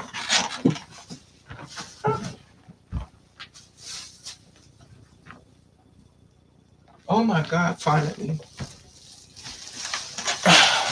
And here is my daggone. I couldn't find this. Here it is right here. Now I'm gonna tell you something. I'm gonna tell y'all something about when y'all making units. Get your little bag like this. Put them in the inside like this. Don't just throw your wigs and stuff or whatever, and take them and close it. And what's gonna happen is it's gonna preserve the hair. Now this is the one y'all saw me working on. This was the last one. Remember I said it was one I need to work on because the next year is coming in, and I wanted to get it done. I wanted to get this hair done before the new year came in, because it was a hair that I bought, and I'm gonna tell you I hated it. It was so thin, and it looked so cheap. So I didn't. I was like, I shouldn't have bought it because first of all, I couldn't afford it, but second of all, I knew that I didn't want to get up in the morning doing my hair. So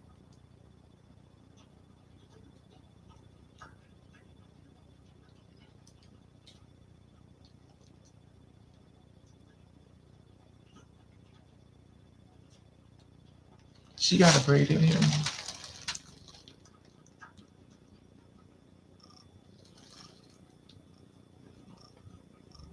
That's cute. But see, I didn't want to. Can I find what I'm trying to show y'all? Let me see. I want to show you how thin this hair was, but this thing is acting stupid. Okay, here we go. I want to show you how thin this hair was. It's not letting me go through, which is so crazy to me.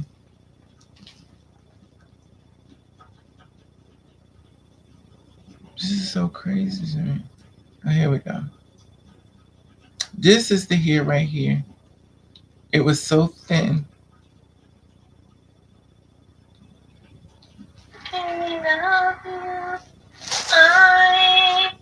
Okay.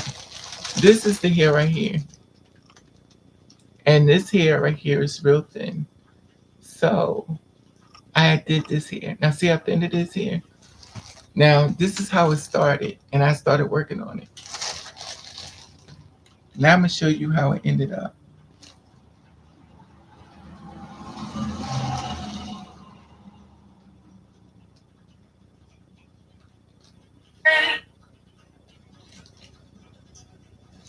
This is how it ended up.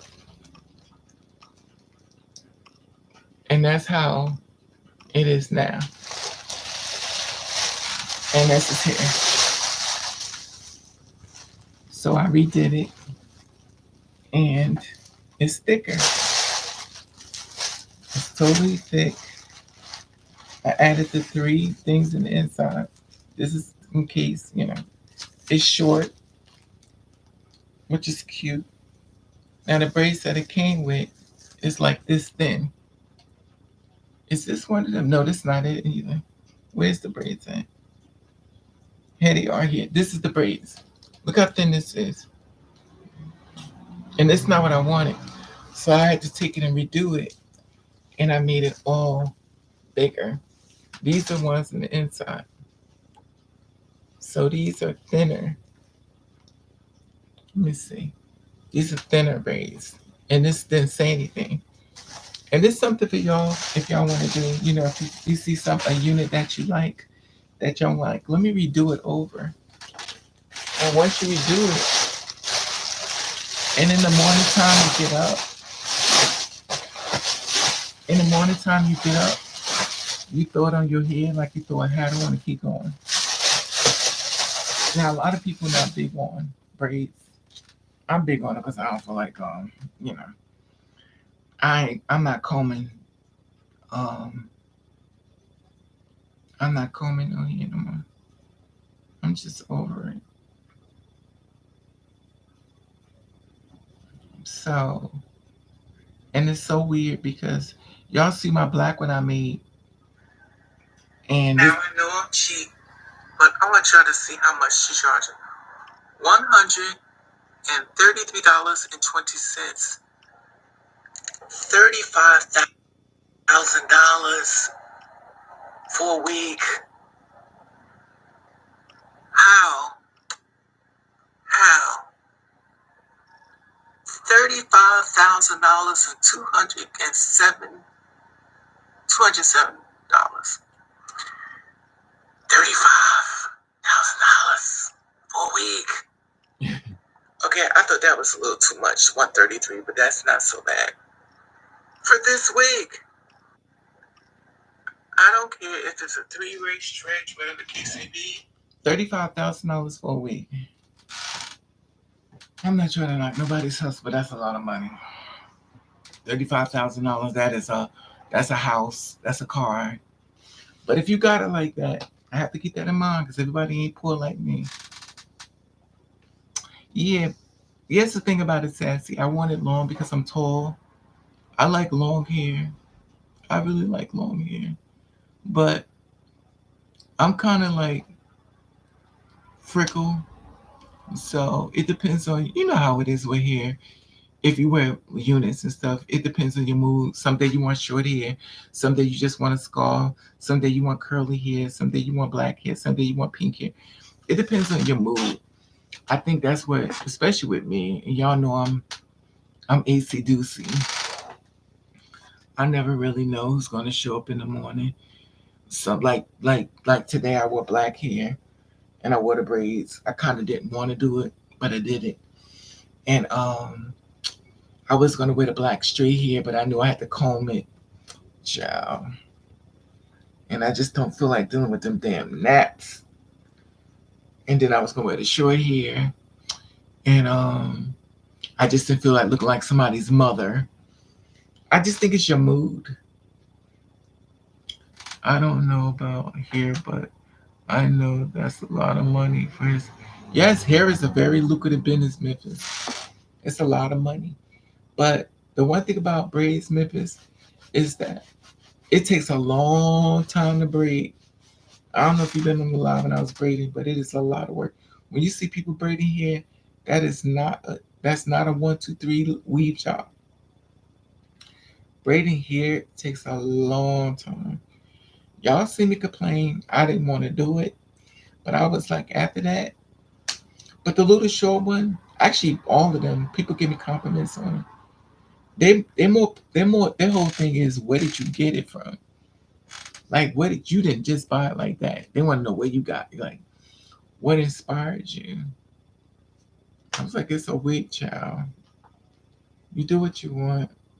Just my whole thing is do something different than everybody else. That's all.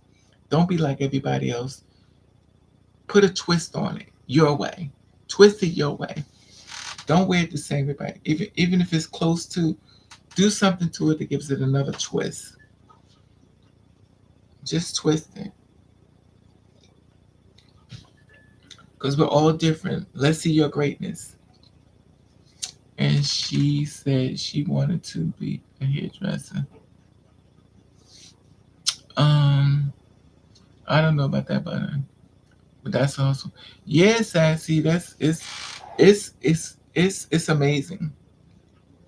But it's a lot of work, Sassy. You know about braids, Sassy. You know that's a lot of work.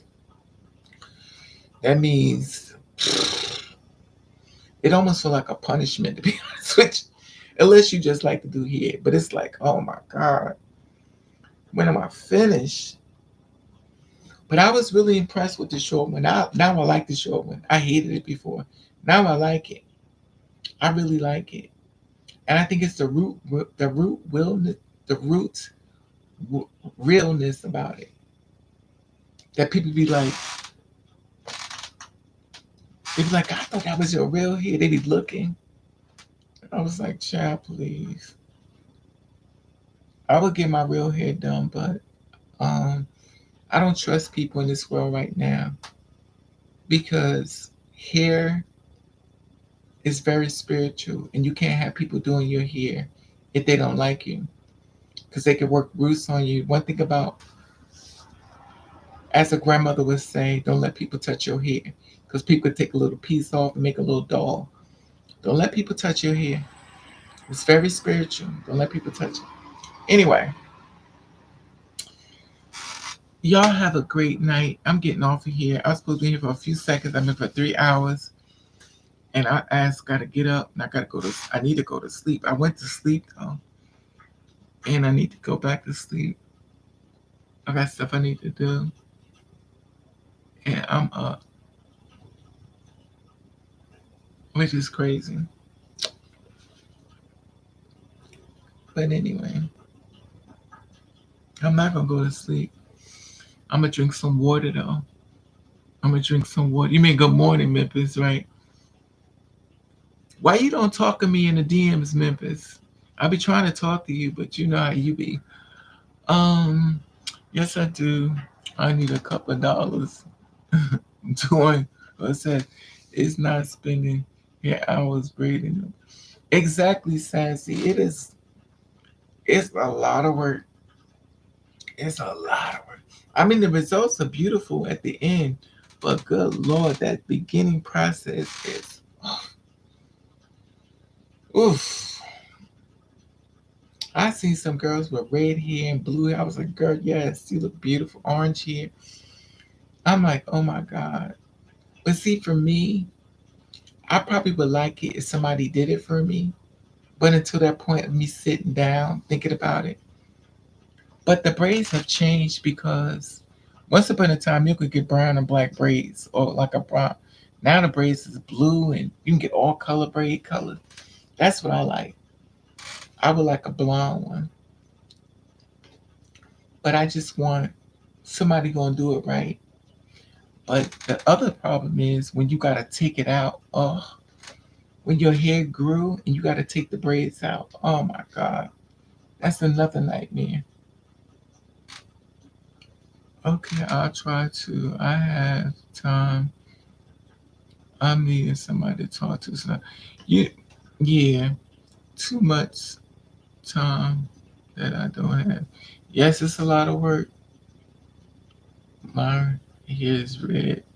Yeah, I got red hair too. It depends. It depends on my mood. So it depends on my mood. It really do. All right, I love you all. Have a good morning. I'm gonna try to give me some sleep because I need to get up and try to take in some business this Friday. So I know I need to do something because I don't know.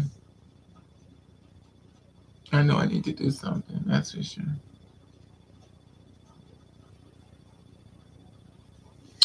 Love you all. Be safe. Good morning. Good night. Good evening. Be safe, y'all. And if you get some hair, make sure it's your favorite color. And don't try to look like everybody else. All right.